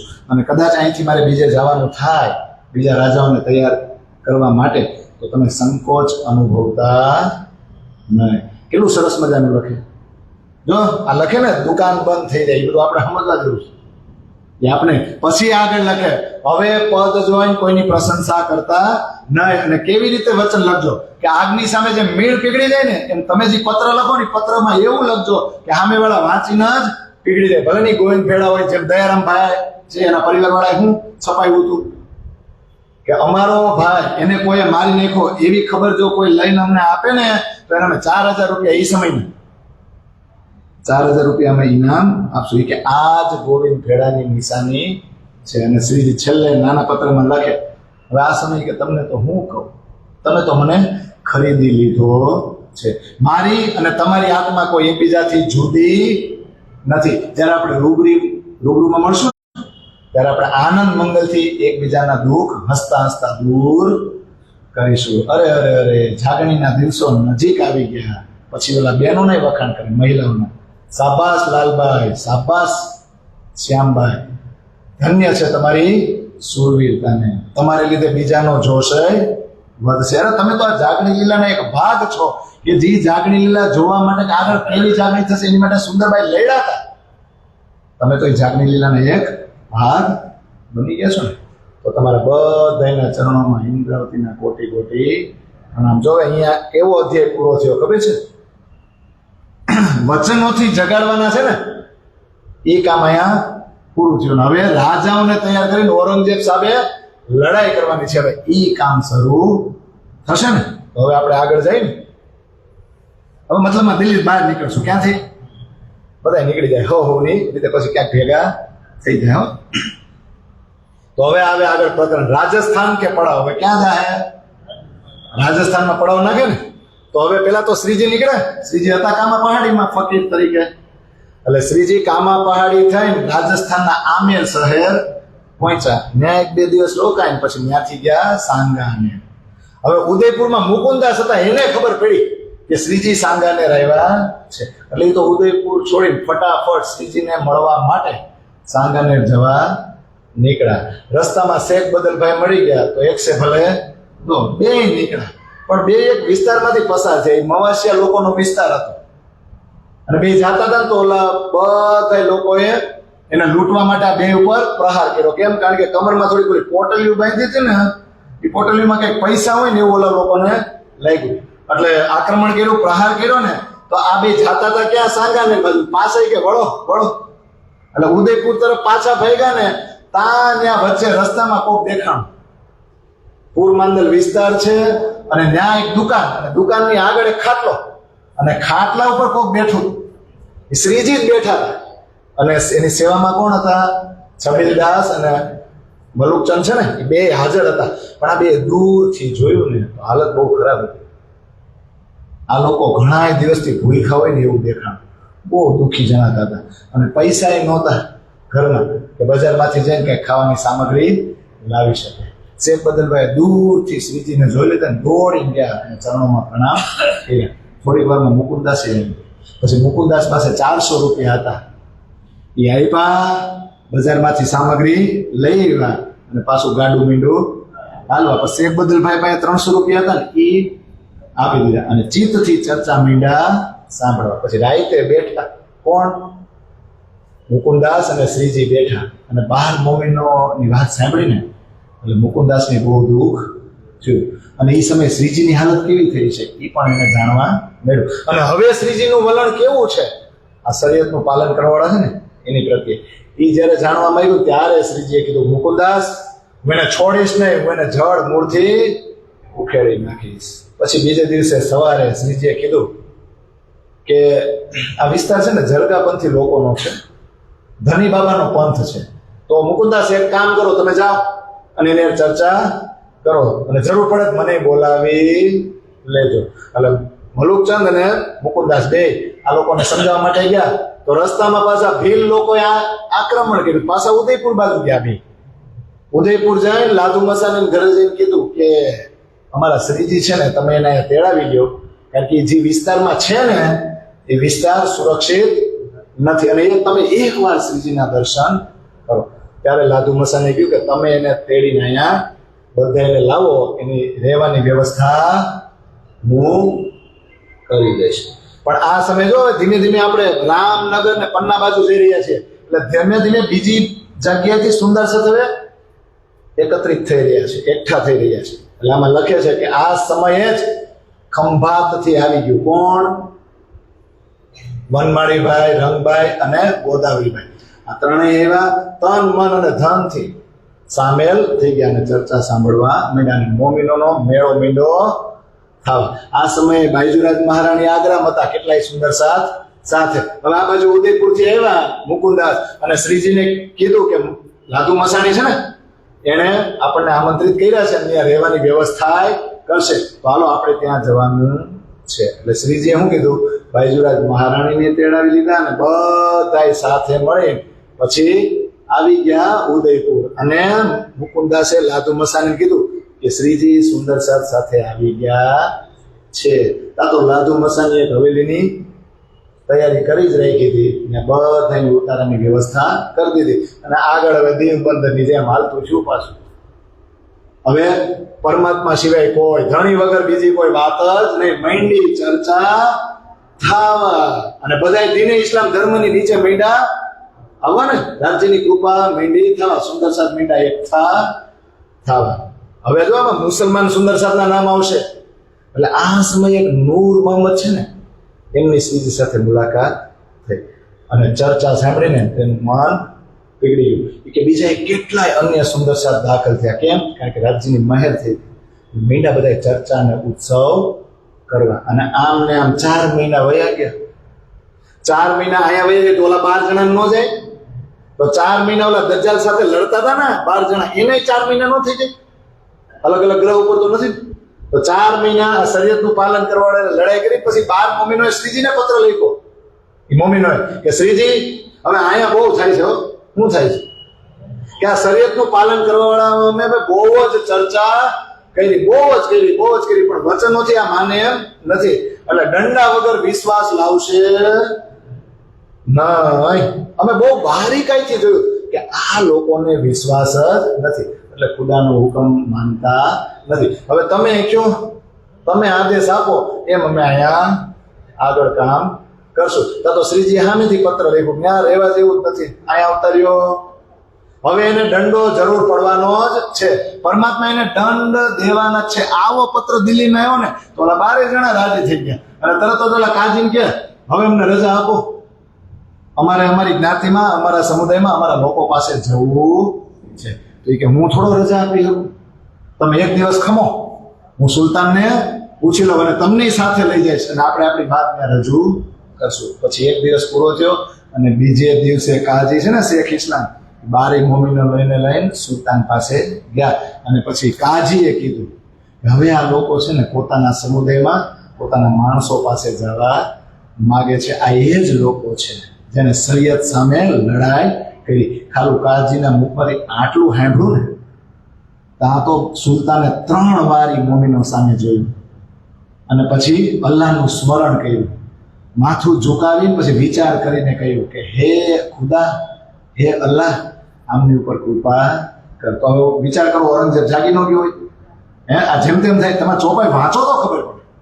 જાગવા માટે શ્રીજીને મળવું જ જરૂરી છે. વિશ્વાસ હોય કે નહીં? અને જો સહકુમારને વિશ્વાસ હતો ચમત્કારથી નહીં, કુરાનના વચનોથી વિશ્વાસ હતો કે ઇમામ આવશે. આ 12 મોમીનો એના જ છે. એને કઈ ચમત્કાર કર્યો હતો? અને છત્રસાલ મહિનાને આપણા છત્રસાલ મહારાજને તો 12 વર્ષ પહેલા સિક્કા આપ્યા હતા. 1740 મળશે ત્યારે સિક્કા લઈને આટા મારે કે બુદ્ધજી જ મને ફસાવી શકે. આ લ્યો એની છાપના સિક્કા બતાવ્યા ત્યારે વિશ્વાસ આવ્યો તમે બુદ્ધજી છો.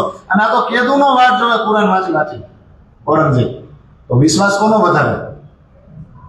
આપણે આમ ઊંડાણમાં આપણે કઈ નો વાક કાઢ્યા કરીને કે તે રામને વનમાં, એવું જ ને. પણ કઈ હુકામ મોકલો તો નહીં, કઈના પાત્રને સમજવી પડે ને. ઊંડાણમાં જાવ ત્યારે થાય. એને વિજ્ઞાન કહેવાય, જ્ઞાન ન કહેવાય. એને શું કહેવાય?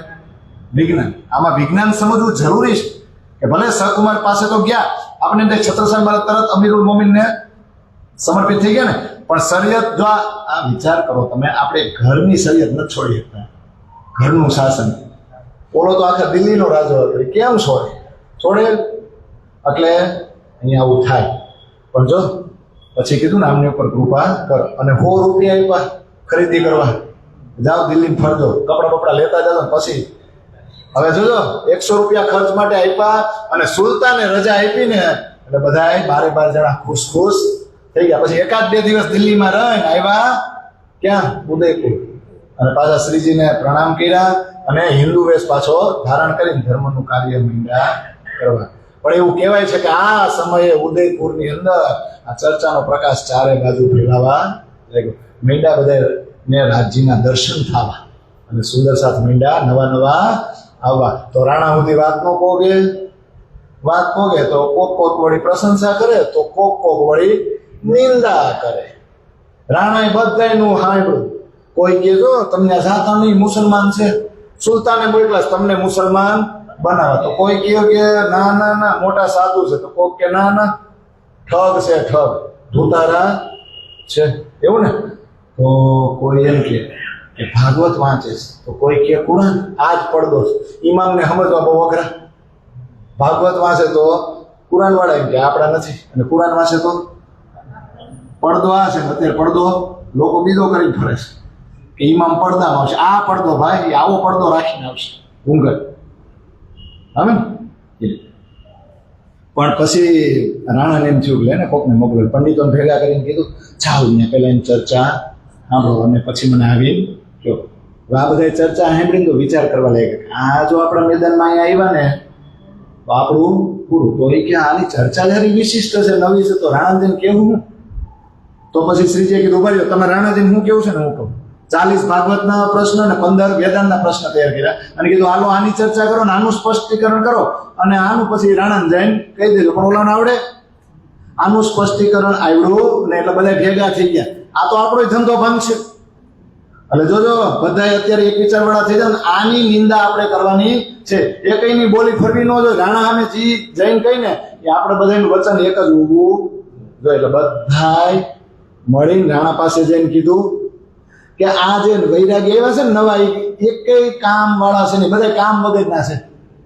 એમાં કોઈની અંદર તત્વજ્ઞાન છે નહીં. અરે એના મોઢાય જોવા જેવા છે ને. હવે આ રાણાની અંકુરિત આત્મા હતી એવું એને મનમાં લઈ લીધો. એટલે વિશ્વાસ કરી લીધો. એટલે ભાઈ સાંભળવા ગયા નહીં. પણ એકવાર અચાનક એવું થયું કે રાણા તળાવ તરફ ગયા અને સંયોગવશ શ્રીજી અને બાઈજુરાજ મહારાણી છે એ ત્યાં ગયા. સુંદર સાથ પણ સાથે હતા અને ત્યાં જ રહેવું હતું. એટલે હવેલી ત્યાં હતી તળાવ પાસે. ત્યાં બધાએ રોકાયા. પણ આ સમયે છે ને સુંદર સાથની અંદર અવગુણ જોયો શ્રીજીએ. એટલે ખંડણી કરી અને ખંડણી તો કરી પણ સુંદર સાથને સંસારથી દૂર કરવા માટે બધી ફકીરી સામગ્રી આપી દીધી. કીધું હાલો ભાઈ નિર્ગુણ વેશ બધાય પહેરી લ્યો તો હાલો તો. બધી સામગ્રી આપી દીધી. અમુકને તો ઈચ્છા નહોતી ને પણ આદેશ હતો એટલે ધારણ કરવું પડે. પણ અમુક તો વૈરાગી વેશ ધારણ કરીને મેંડા નાચવાને કૂદવા. આહા આવી મજા કીધી. અને અહીં ચર્ચા થતી ને તળાવ પાસે તો કેટલાય સુંદર સાથ આવ્યા. એમાં મુસલમાન સુંદર સાથ પણ આવ્યા. એમાં એક હતા અવ્વલ ખાન. એણે નૂર મોહમ્મદને પૂછ્યું કે આ જે ફકીર છે ને આ જે સાધુ એના વિશે મને પૂરેપૂરી જાણકારી આપો નૂર મોહમ્મદ. જો કાંઈ પણ છુપાયું છે ને તો કયામતના સમયે તમારો હિસાબ લેવામાં આવશે. કારણ કે જો એને ખુદા અને કુરાન ઉપર સંપૂર્ણ વિશ્વાસ હતો. એટલે આ કોણ છે, ક્યાંથી આવ્યા છે, કેવા ફકીર છે, બધું કહો. નૂર મોહમ્મદ કે એ દિને ઇસ્લામના જ છે. કુરાનનું બધું જ્ઞાન એમની પાસે જ છે અને એક ધર્મની સ્થાપના કરવા માટે કમર કઈસી છે. આટલું કીધું ને તા તો અવ્વલ ખાન ખુદા ઉપર અતૂટ વિશ્વાસ વાળો હતો. એને તરત જ વિશ્વાસ આવી ગયો ને અને શ્રીજીના દર્શન કર્યા અને ચર્ચા સાંભળી આત્મા જાગૃત થઈ ગઈ. અને વચ્ચે તો જોશ આવે ને તો આવેશમાં પોતાના શરીર ઉપર પોતાનું ચાબુક મારવા લાગે. વળી શ્રીજી એને રોકે ને એમ કીધું શાંતિ મારી સાથે બેસો, આવું ન કરાય. પછી કેટલાય પઠાણ હતા ને એવા પણ એ પરીક્ષા કરવા આવ્યા હતા. આવી શું કે ખબર કઈક મોહમ્મદ સાહેબની વાતો કરો તો અમે તમારા ધર્મમાં દાખલ થાય. ત્યાં તો શ્રીજીને જોશ આવી ગયો કે મારી અને મોહમ્મદની વચ્ચે આવડા બધા છે કોણ? અરે મોહમ્મદ ક્યાંય જુદો બેઠા છે? અરે મોહમ્મદ તો મારી અંદર જ છે. હવે શ્રીજીને આટલો જોશ આવે તો અવ્વલ ખાન નહીં આવે સારી છે. પછી આ જોઈને ઓલા બધા અંદર મીંડા ભયભીત થવાની વાતો કરવા ઉભા થઈ ગયા અને ઘરે આવ્યા અને મીંડા મોમીનોની નિંદા કરો. એટલે અહીંયા લાલદાસજી લખે તળાવ પાસે આવું છે. શ્રી મહામતી કહે મોમીનો એ તાલાબ કરો યાર ફેર કહો ઉદયપુર કી જો બીતક દુનિયા. હાલો પાછા ઉદયપુર આવી જાય ને, ખાલી ફરવા ગયા. એટલે તળાવથી શ્રીજી પાછા આવ્યા, પાછા ઉદયપુરમાં આવ્યા તો ઉદયપુરના સુંદર સાથ દોડી ગયા દર્શન કરવા માટે. પાછા ચર્ચા થવા માંડી એટલે બધા ખુશ ખુશ થઈ ગયા. આ સમયે કે સુરતથી ગોવર્ધનભાઈ આવી ગયા, હારે ધોલીભાઈ હતા, શ્રીજીને આવીને પ્રણામ કર્યા અને ત્યાં સુંદર સાથ સાથે બધી વાતો કરી અને મીંડા ચર્ચા કરવા. પણ હવે સમય આવી ગયો, કારણ કે ભાઈને વિશ્વાસ આવી ગયો છે દિલ્હી વાળા કે આ 12 મોમીનો તો ગયા, એના તો દર્શન થયા, પણ આ 12 મોમીનો વેશ પલટો કરીને ક્યાં ક્યાં જાય છે ને ત્યાં આપણા ઈમામ હોય. ખરું આમ તો મળી શકાય એમ નથી, કારણ કે વચેટિયા મને માર નાખે. એક કામ કરો ને એને પકડીને જેલમાં નાખું, જેલમાં પર્સનલ તો મુલાકાત થાય, અને આ બાજુ ઇન્દ્રાવતીને એમ છે કોલો પકડીને મને લઈ જાય, એટલે જેલમાં જ મળવા આવશે ને. તો હું ઇન્દ્રાવતી સહકુમાર બે મળીએ, બે એકબીજાના કેવા ચાહક તમે તો જુઓ. એટલે કોણે આક્રમણ કર્યું? સુલતાને રાણાના ઉદયપુર ઉપર ચઢાઈ કરી અને અજમેરમાં પડાવ નાખીને મથુરિયાને મોકલો. મથુરિયા થકી સંદેશો પહોંચાડ્યો. શું કે જા ઉદયપુરના રાણાને જેમ કહો કે ઇસ્લામમાં દાખલ થાવ, જો તમે બધા મુસલમાન બની જશો ને તો 5 પરગણા આપીશ અને બક્ષિસ આપીશ, નકર યુદ્ધ કરવા માટે તૈયારી. તો મથુરિયા એક ગરીબદાસ પુરોહિત છે ને એને દૂત તરીકે મોકલો, જાઓ રાણાને જઈને આવું. હવે આ દૂત તો બિચારો જે સંદેશો આવ્યો તો આદેશ ઈ જ કીધો ને, તા તો રાણા ગુસ્સે થઈ ગયો કે તું પુરોહિત ન હોત ને તો તને આઈને જીવતો મુકત, હા તને આઈને મારી નાખે. પણ દૂત તો સંદેશો દઈને વયો ગયો. પણ આ બાજુ આ રાણાના મુલક ઉપર આ સુલતાનનું આક્રમણ થશે એ વાતો ફેરવાઈ ગઈ ને એટલે ભાગદોડ માંડી મચવા. હવે દજ્જાલને અવસર મળી ગયો, હાલો હાલો રાણાને કાન ભંભેરણી કરી એને બહેકાવી. આજે સાધુ આવ્યા છે ને એને ઉદયપુરમાંથી બહાર કાઢી. પણ શ્રીજીએ રાણાને સંદેશો મોકલાવ્યો કે તમે તમતાર ચિંતા કરો માં, અહીંયા આવવા ગયો, એને અમારી પાસે આવવા દો, અમે ચર્ચા કરશું ને એટલે સુલતાન ધર્મના માર્ગ ઉપર આવી જશે. તો રાણાએ એવો સંદેશો મોકલ્યો કે અમારી પાસે અમારી અંદર ચર્ચા કરવાનો સાહસ નથી, અને એ આક્રમણ કરશે ને તો બચવાનો કોઈ ઉપાય રહેશે નહીં. ઓલા પંડિત રૂપી દજ્જાલ રાણા બાજુમાં જ બેઠા હતા. એટલે હું કેમ અમે તમને પહેલેથી કહેતા હતા કે એ વૈરાગીને ઉદયપુરમાં રખાય જ નહીં, હજી કાઢી મૂકો. અમુક પાસે એમ કે લૂંટી લ્યો એને. હવે આ લોકો પાસે હશે હું હતું હો, આ જાગણી કરતા કરતા બધે થાય હોય ને તે બધા ભેટ સોગાતો ન હોય કોઈ. હવે એની ઉપર આ પંડિતોની નજર, એ ક્યાં લૂંટી લ્યો. પણ એ સમયે આ રાણાએ કઈ સાંભળ્યું નહીં, અને ભીમસેન એક છે ને એ બાજુમાં જતા કે આમ માનતા નહીં હો, આ વૈરાગીઓને લૂંટશો ને તો બદનામી આપણી જ થાય, એટલે આવું નહીં કરતા. પછી રાણાએ સંદેશો મોકલ્યો કે શ્રીજીને જઈને કહો કે 2-4 દિવસ થોડા દૂર વયા જાય, સમાધાન થઈ જાય, બધું ટાઢું પડી જાય ને ઠંડુ પડી જાય એટલે પાછા આવતા રહ્યો. પણ જાય ક્યાં? આ સુલતાનના લશ્કરે ઉદયપુરને બધેથી ઘેરી લીધું. તો પણ શ્રીજીને એવું થયું કે હવે રાજ્યની આજ્ઞા થઈ, લાગે છે કે અહીંયા રહેવા જેવું છે નહીં, એટલે બીજે જ જવું પડશે. પણ શ્રીજીએ સુંદર સાથને એવું કીધું કે આપણે આ જે માલ સામાન છે ને એ બધા આપ્યો છે, હવે તો સારો વેશ પલટો કરીને જ જવું પડશે, અને કોઈને ઓળખાય નહીં. એટલે આ બધું ભારી ભરખમ લઈ જાઉં ને તો ઓળખાઈ જાઉં, એટલે આ સામગ્રી આપણે સાથે લઈ જઈ શકીએ એમ નથી, નાને અહીંયા મૂકવી પડશે. હજી તો આવું પર્યાણ કરતા હતા ને ત્યાં ઓલા આવ્યા ને રાણાએ મોકલો ને હવે જાઓ પાછા ગયો તો, એટલે એ આવ્યા ને શું કીધું એ અધિકારીએ કે તમને જવાનું કીધું છે, તમે જાઓ. ત્યારે શ્રીજીને એમ થયું કે હવે અહીં રહેવું ને એ આપણો ધર્મ નથી, અહીંથી કાઢવાનું ક્યાં લઈ જવા ને એ તો આપણા પરવરદિગારના હાથમાં છે, જ્યાં ખેંચીને લઈ જાય ત્યાં જાઓ, હાલો હાલો હાલો હાલો બીજી જગ્યા ગોતો. પણ આ સમયે નીકળવાના જ હતા અને એક મહાસિંહ છે ને મહાસિંહ એ આવ્યા અને એણે શ્રીજીનું સન્માન કર્યું, પગથી લઈને માથા સુધી પોશાક પહેર્યો અને સન્માન કરતા કરતા કીધું કે હવે તમે જાઓ છો પણ સાવધાન રહેજો. ત્યારે શ્રીજી એમ કીધું અમે તો જાહી, પણ તમે અહીંયા કઈ શાંતિથી નહીં બેસી શકો, તમારો જે આ પ્રદેશ છે ને એ આખો વેરાન થઈ જશે.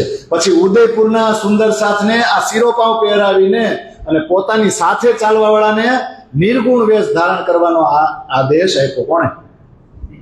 આપી દીધું ને. અને જોજો કિંમતી વસ્ત્રો અને આભૂષણો ન્યાન મૂકી દીધા, બધાનો ત્યાગ કર્યો અને નિર્ગુણ વેશ પહેરીને આ વૈરાગી વેશમાં આ બધા હાલતા થયા. અને એ સમયે જેટલા ઘણા સુંદર સાથ આ જાગની કાર્યમાં દાખલ થયા હતા એ બધાના નામ તમારે ઘરે જઈને વાંચી લેવાના. આપણે તો આક્રમણ કરી જોયું ને. હવે એ કે સુલતાને આક્રમણ કર્યું અને બધા મીંડા ભાગવા, ત્યારે શ્રીજીએ ત્યાંથી પ્રસ્થાન કર્યું અને ઉદયપુરના સુંદરસા જંગલો અને પહાડોમાં ભાગ્યા. અને શ્રીજી સાથેના જે સુંદરસા છે એ ચાલતા એક રામપુરા છે ને, રામપુરા ન્યા પહોંચ્યા. અને ન્યા પહોંચ્યા ને ત્યારે હવે ત્યાંથી આગળ બંદસોર જવાનું તો છે પણ પકડાવાનું નથી, વેશ પલટો કરવો પડે. હાવ એટલે હાવ સાધુ હોય, હાવ નિર્ગુણ હોય. તો હવે લાલદાસજી કહે છે કે આ સમયે શ્રીજીએ જે ફકીરીનો અવર્ણનીય ભેષ લીધો ને, એ જે અવર્ણનીય શોભા છે ને, એ જે ભેટ લીધો ને એની ઉપર તો કે કરોડો વાર વારી જવાનું મન થાય એવો જબરજસ્ત ભેખ લીધો, એવો વેશ લીધો. તો કેવો લીધો? બહુ સરસ છે. એ કે માથા ઉપર કિનારીવાળી ટોપી, એની ઉપર કરઢપી, પછી આ મસ્તક હોય ને ત્યાં કપાળે બે રેખાઓની વચ્ચે ચંદનનું સરસ મજાનું તિલક, અને એનું મુખમંડળ તો તમે જુઓ તો ચંદ્રમાની જેમ શોભી રહ્યું છે. કાનમાં શ્રવણી પહેરી છે અને કે રાજજીની આ પ્રેમમય છબી જબરદસ્ત મનોહર લાગે છે. આ વર્ણન કોણ કરે ખબર? લાલદાસ. બેઠા છે ક્યાં? પન્નામાં. હવે આ વૈરાગી વેશ ધારણ કર્યો એ મનોહર લાગે છબી, પણ એમ કોણ દેખાય છે? હા, બીજો કોઈ? શ્રીજીને તો આ નિર્ગુણ વેશ સાથે જાણે લગાવ થઈ ગયો હોય ને એવો વેશ ધારણ કર્યો હતો. કે ગળામાં કંઠમાં તુલસીની કંઠી અને 4 મોટી માળાઓ, અને શરીર ઉપર કે ઓલી મેખલી બહુ સુંદર લાગે છે. અને વસ્ત્રોના ટુકડા ભેગા કર્યા હતા ને, એ ટુકડા ભેગા કરી પોતાના હાથોથી ઓઢવા અને પાથરવાની ગોદડી તો શ્રીજીએ પોતાના હાથોથી જ બનાવી. અને એક ધોતી છે ને એ અંગોછાની જેમ પહેરતા, એટલે ઉપરથી ઉતરીનું કામ આપે, અને એ જ ધોતી પાછી કમરમાં બાંધતા. એ કે આ જે ભેષ લીધો ને આખા બ્રહ્માંડમાં, બધા બ્રહ્માંડમાં સર્વશ્રેષ્ઠ શોભાયમાન આ સ્વરૂપ હતું. એવું કોણ લખે? લાલદાસજી. એ કે એક હાથમાં તાંબાનું વાસણ અને બીજું તાંબાનું મોટું વાસણ કમરમાં લટકે. અને વૈરાગ વેશની બીજી જે સામગ્રી છે ને, સાધુ વેશની બીજી સામગ્રી, એ જોડીમાં રાખે, જોલી ખંભે રાખે. અને પગમાં પહેરીને કે લટક મટક ચાલે એને જોઈને એની સાથેના મોમીનો જે હતા એને જે આનંદ થાય, અને પોતાના સાહેબને જોઈને હવે પોતાની રીતે ફકીરી વેશ ધારણ કરી લીધો. મહિના આનંદ મગ્ન થઈ ગયા અને મહિના ઉછળકૂદ કરવા. ઓહો, આવા દિવસો ક્યારે જોવા મળે? હજી આગળ શું જોવા મળશે? એવા આનંદ કરી અને બાઈજરાજ મહારાણીએ ફકીરી વેશ ધારણ કર્યું. સાધુ વેશની બધી સામગ્રી સાથે લઈને વૈરાગી વેશમાં આ મોમીનો કે દજ્જાલ સામે લડવા માટે નીકળી પડ્યા ને. પણ કેવો વેશ ધારણ કર્યો છે? ભગવો કે સફેદ? એવું કહેવાય છે કે અથર્વ વેદનું ઋષભ સૂક્ત છે ને એમાં લખેલું છે કે સૂર્યોદય પહેલાની જે લાલીમા છે ને એને બ્રહ્મની ચામડી સાથે સરખાવવામાં આવે. એટલે આ સંન્યાસી જીવનમાં છે ને ભગવો પહેરે, ભગવા વસ્ત્રનું જ વિધાન છે. પણ સફેદ વસ્ત્રમાં તો બધા રંગો આવી જાય. જાનેવાલી પીનારા, આ પ્રિઝમનો પ્રયોગ આવે ને, જાનેવાલી પીનારા ખબર છે ને, સફેદ રંગની અંદર બધા રંગ આવી જાય કે નહીં?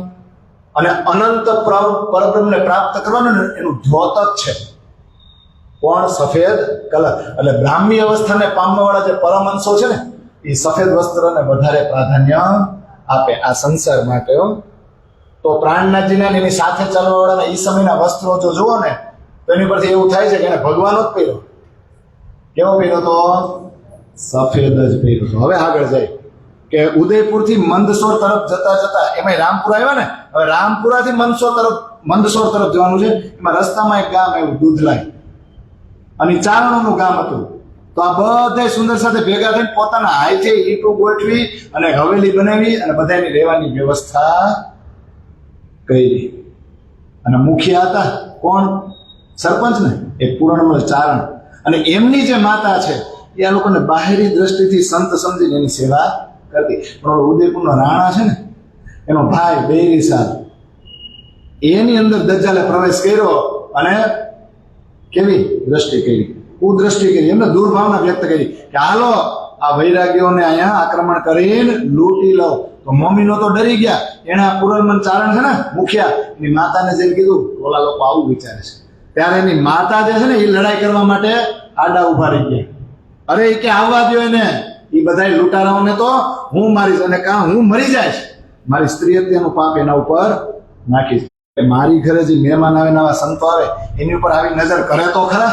હવે એમનો સાહસ જોઈ આ બૈરી સાહેબ છે ને એ ડરી ગયો અને કાળું મોઢું કરી ત્યાંથી ભાઈ ગયા. અને હવે લાલદાસજી કહે છે કે આ રીતે કે ઔરંગઝેબે જયારે ચઢાઈ કરીને ત્યારે વિક્રમ સંવત 1736 પૂરું થયું અને વિક્રમ સંવત 1737 શરૂ થયું અને મંદસોર પહોંચ્યા. હજી તો મંદસોર પહોંચ્યા તા તો ન્યાય ઔરંગઝેબના લશ્કરે આખા મંદસોરને ઘેરી લીધું. જાવું ક્યાં, પછી તો આ બધા નીડર બની ગયા કે જી હોય હાલો ઊંચા ઊંચા હાથે મંડી સનંદ ગાવા. અને સનંદ ગાય ને તો એક દૌલત ખાન નામના પઠાણ છે ને, હા, એ તો પીગળી ગયા સનંદ સાંભળી અને એની આત્મા જાગૃત થઈ ગઈ. બીજા કેટલાય પઠાણ આવ્યા, એનો સનંદ બિનાયક મોહમ્મદ કે સાંભળીને તો દૌલત ખાનને તો જોશ આવી ગયો. હજી તો આ પ્રસંગ અહીં બને ત્યાં ઉદયપુરથી કૃપારામભાઈ એક પત્ર લઈને આવ્યા અને પત્રમાં એવું લખ્યું હતું કે સુલતાનના આક્રમણને કારણે ઉદયપુરના જે સુંદર સાથ છે એ જંગલોને પહાડોમાં ભૂલખા તરસા વિલાપ કરતા ભટકી રહ્યા છે.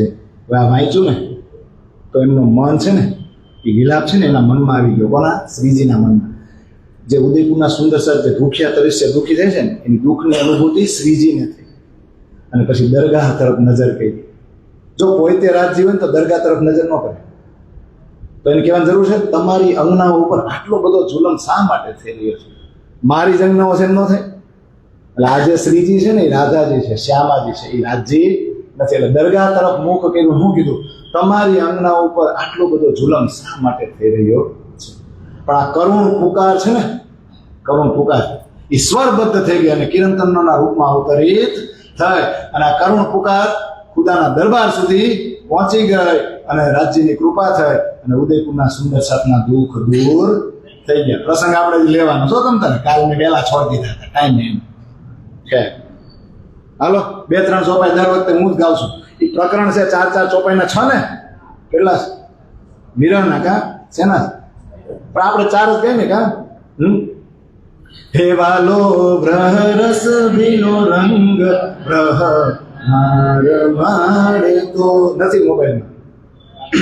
હે વાસ નારુદન કરે જલધાર વાલો, હે વાલો બ્રહ રસ ભીનો રંગ બ્રહ માર મારે તો. આ ઓળખાવી અલગ થઈ અમતી એવું આવે ગાવજી રાગમાં.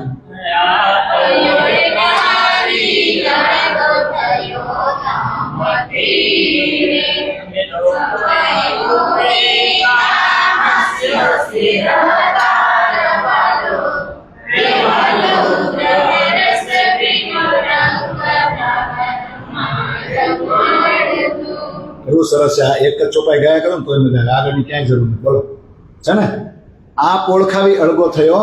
પેલા અમને અમારી ઓળખાણ કરાવી, પછી તમે અમારા ધણી છો હિસાબે થઈ ગયા, પછી તમે અમને મૂકીને વયા જાવ એવું હાલે? કેટલા રોય કા.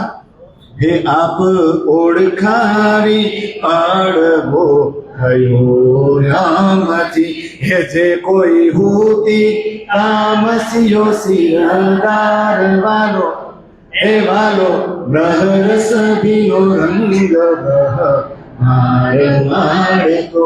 હવે તામસ્યું આયરી, આંખમાંથી આહુડા બંધ નથી થતા અને હવે એમ કીધું બસ હવે જુલમ બંધ કરો. અમે જોઈ લીધો, હવે અમારે હોસ્પિટલમાંથી ડિસ્ચાર્જ થવું છે, મેડિક્લેમ છે. તમે કહો તો ઓનલાઈન ભરી દે, તમે કહો તો રોકડો, પણ હવે અમારે ટ્રીટમેન્ટ કરાવી ઈચ્છું ને કે બીજું કઈ.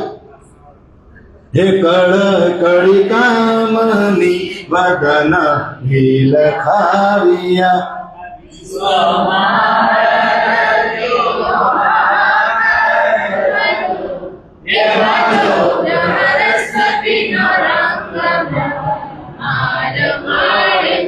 હે ઉનમદા અટપટા અંગ થી ટાળીને,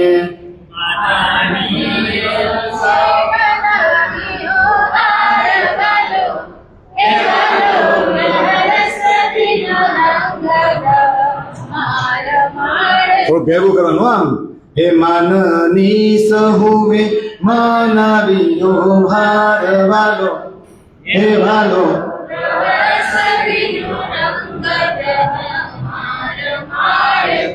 હે પતિવ્રતા પણ અંગ થાય નાહી અડગ્યો.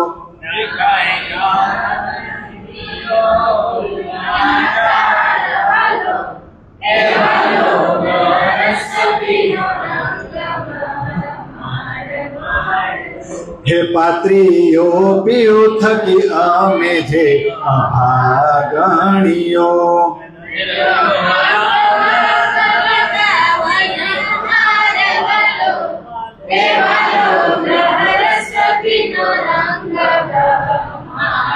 આ ત્રણ યાદ નો રે, ચોથી તો યાદ રાખજો. આપણે આપણી ઉપર શ્યારે કર્મ આપણે આપણી ઉપર જ ન થાય. ક્યાં? હે શ્યારે કર્મ એવા કર્યા હતા કામની રે. હે ધામ માં હે ધણી આગળ આધાર વાળો.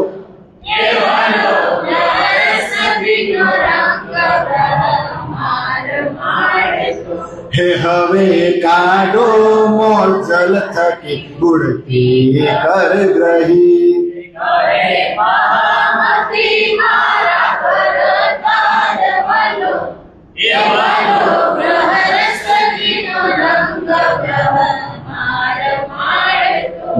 શ્યારે કર્મ એવા કર્યા હતા કામની. એક બીજી બેન પડી કેવો હાજુ આપણે કેવા કર્મ કરે, આ ભટકવું પડે, રોવું પડે, ખાવાનું ન મળે, કંદમૂળે ન મળે, ફળ ન મળે, અને એ ઉદયપુરના જંગલોમાં એમાં રાત દિવસ વલખા મારીના હવે રોય, વાસના રુદન કરે છે, હવે તામસ્યું રોય. હવે બસ એટલે જો આગળથી સીધા રામનગર ને સીધા પરના ખેલ જોઈ લીધો ને 150 અહીંયા થઈ ગયું કે નહીં? કેવા કર્મ કર્યા હતા કે હારું છેલ્લે એના જ પગમાં પડવું પડ્યું ને. પણ પહેલેથી એના પગમાં પડીને તો જોવાનું માંગ્યું છે, છેલ્લે જવું ક્યાં પડે? અહીંયા ખબર પડી તારા હુકમ વગર કાંઈ થાય નહીં. અત્યાર સુધી બહુ પાવર કર્યો કે અમારા હાથમાં અમે કર્યું, પણ હવે ધામમાં એ ધણી આગળ હતા ને. તો હવે તો કાઢો મોજલ થકી બુડતી હું બુડું છું, હું ડૂબું છું મોજલમાં. કરગ્રહી એટલે હાથ પકડીને મને મહામતી કે મારા બર્તન.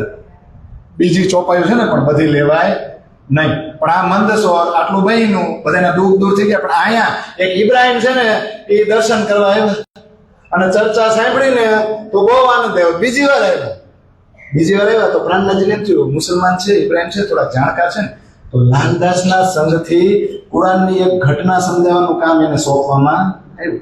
થોડીક આયતો ઉતરાઈ ગઈ અને પ્રાણનાથજી વાંચ્યું તો પ્રાણનાથજીને મજા આવી ગઈ.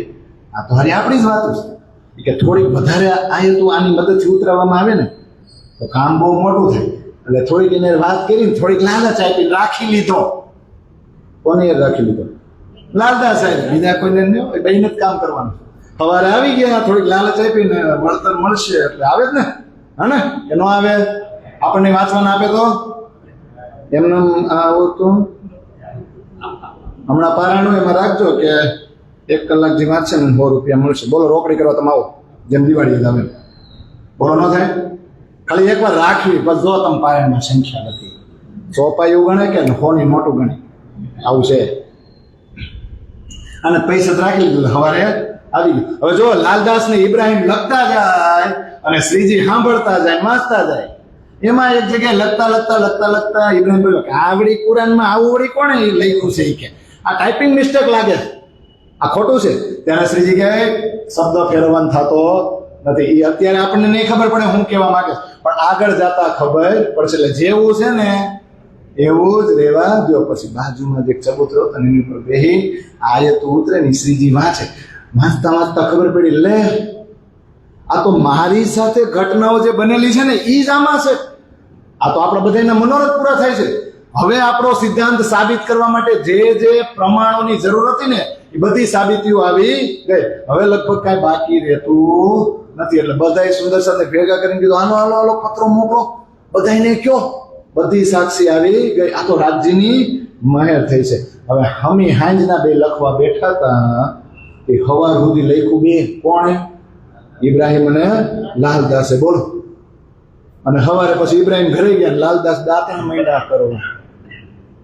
આપણે ક્યારેક સૌ કરી દૂધ વાળો આવે ને ભાઈના ઘરનો, પછી આપણે એ બેહવાની મજા કેવી આવી તો બે એને જ ખબર તો આમ કરતા કરતા બે આખી રેત લીધું ને એમાં 16મો 17મો 18મો 19મો એમ કરતા કરતા 30મા સિપાર સુધી બે પહોંચી ગયા હતા. વળી બીજી વહેલી સવારે આવ્યા ને ઇબ્રાહીમભાઈ એટલે મોમીનો અને લાલદાસ ને ઇબ્રાહીમ મીંડા લખવા એમ કરતા કરતા અલફ લામ મીમ થી શરૂ કર્યું. પહેલો, બીજો, ત્રીજો, ચોથો, પાંચમો, છઠ્ઠો કોઈ ગયા ને તા ઇબ્રાહીમ ની અંદર દજ્જાલ આવ્યો કે હા તો હર મહેનત શું કરું લઈ જા હે.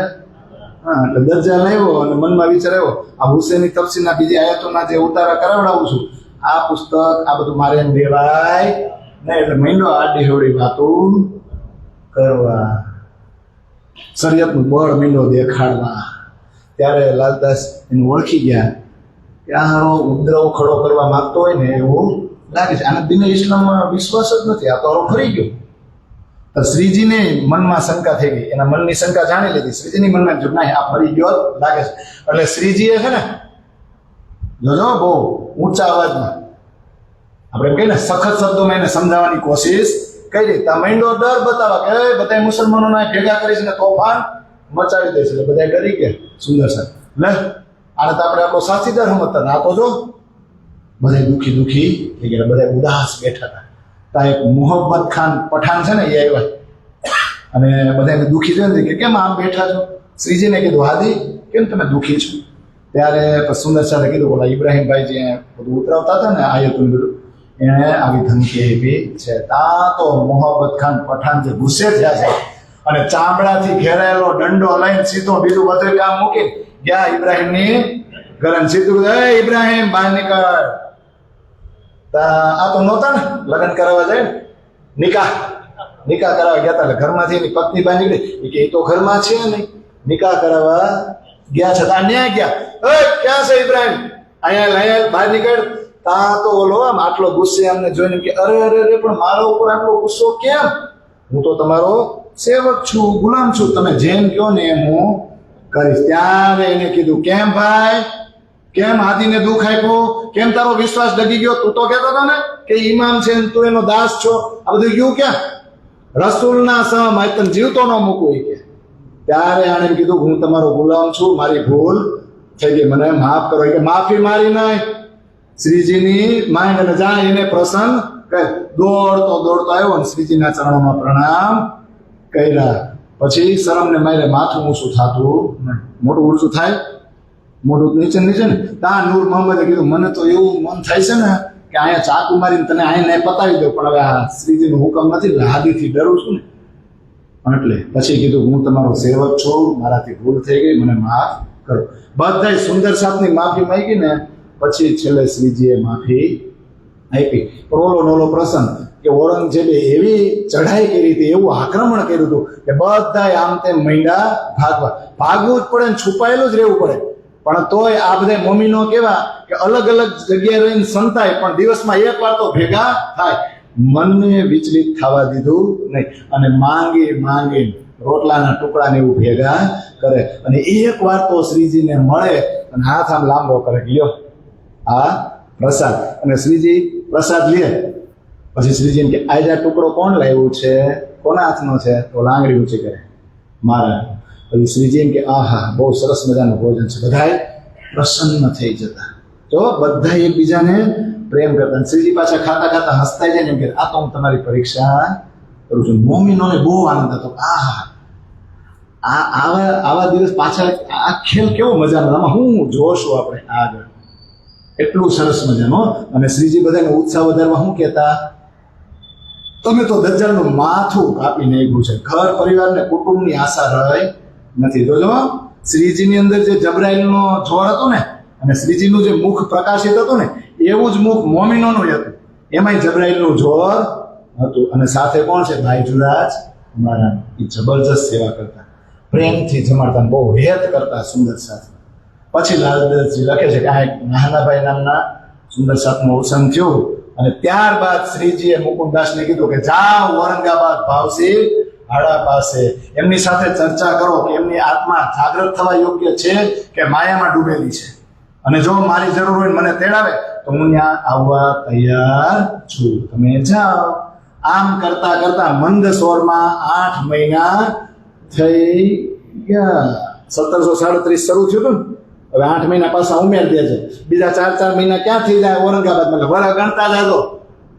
38 પછી જાય ને રામનગર, 2 વર્ષ ન્યા રહે, પછી ચાલીને ક્યાં જાય? એટલે હાવ નજીક હું કામ પહોંચ્યા? કારણ કે તામસીઓએ શું કીધું? જો અમે રોય ચોધર આંસુ રેડી, એ તમારે જોવું હતું ને, હારું જોઈ લ્યો. હવે અમારે ખેલ જોવો, આપણે અહીંયા ઈ પડાવે પહોંચી ગયા. તો આગળની જે ચર્ચા છે ને એ આપણે આવતીકાલે સાંભળીશું ને. ચાલો, અંગ ઉત્કંઠા ढेरे करना ए सतवाणी देवो जो इनको इन सार में सौ में निर्णय ए सुख देवो तो में अंगना जब ए सुख अंग में तब छूट जाए आयो आनंद श्री अक्षराती मोह दिल में ऐसा कि जो खेल देखिया तो क्या देखी हम जो इनको न करे अब अक्षर के पार में सकल आउत प्रेम की सेनिया कंठ अक्षरा अब बानी बीज स्वरूप की सब संयोग को पीछे अक्षर डायरेक्ट बोलिए. हाँ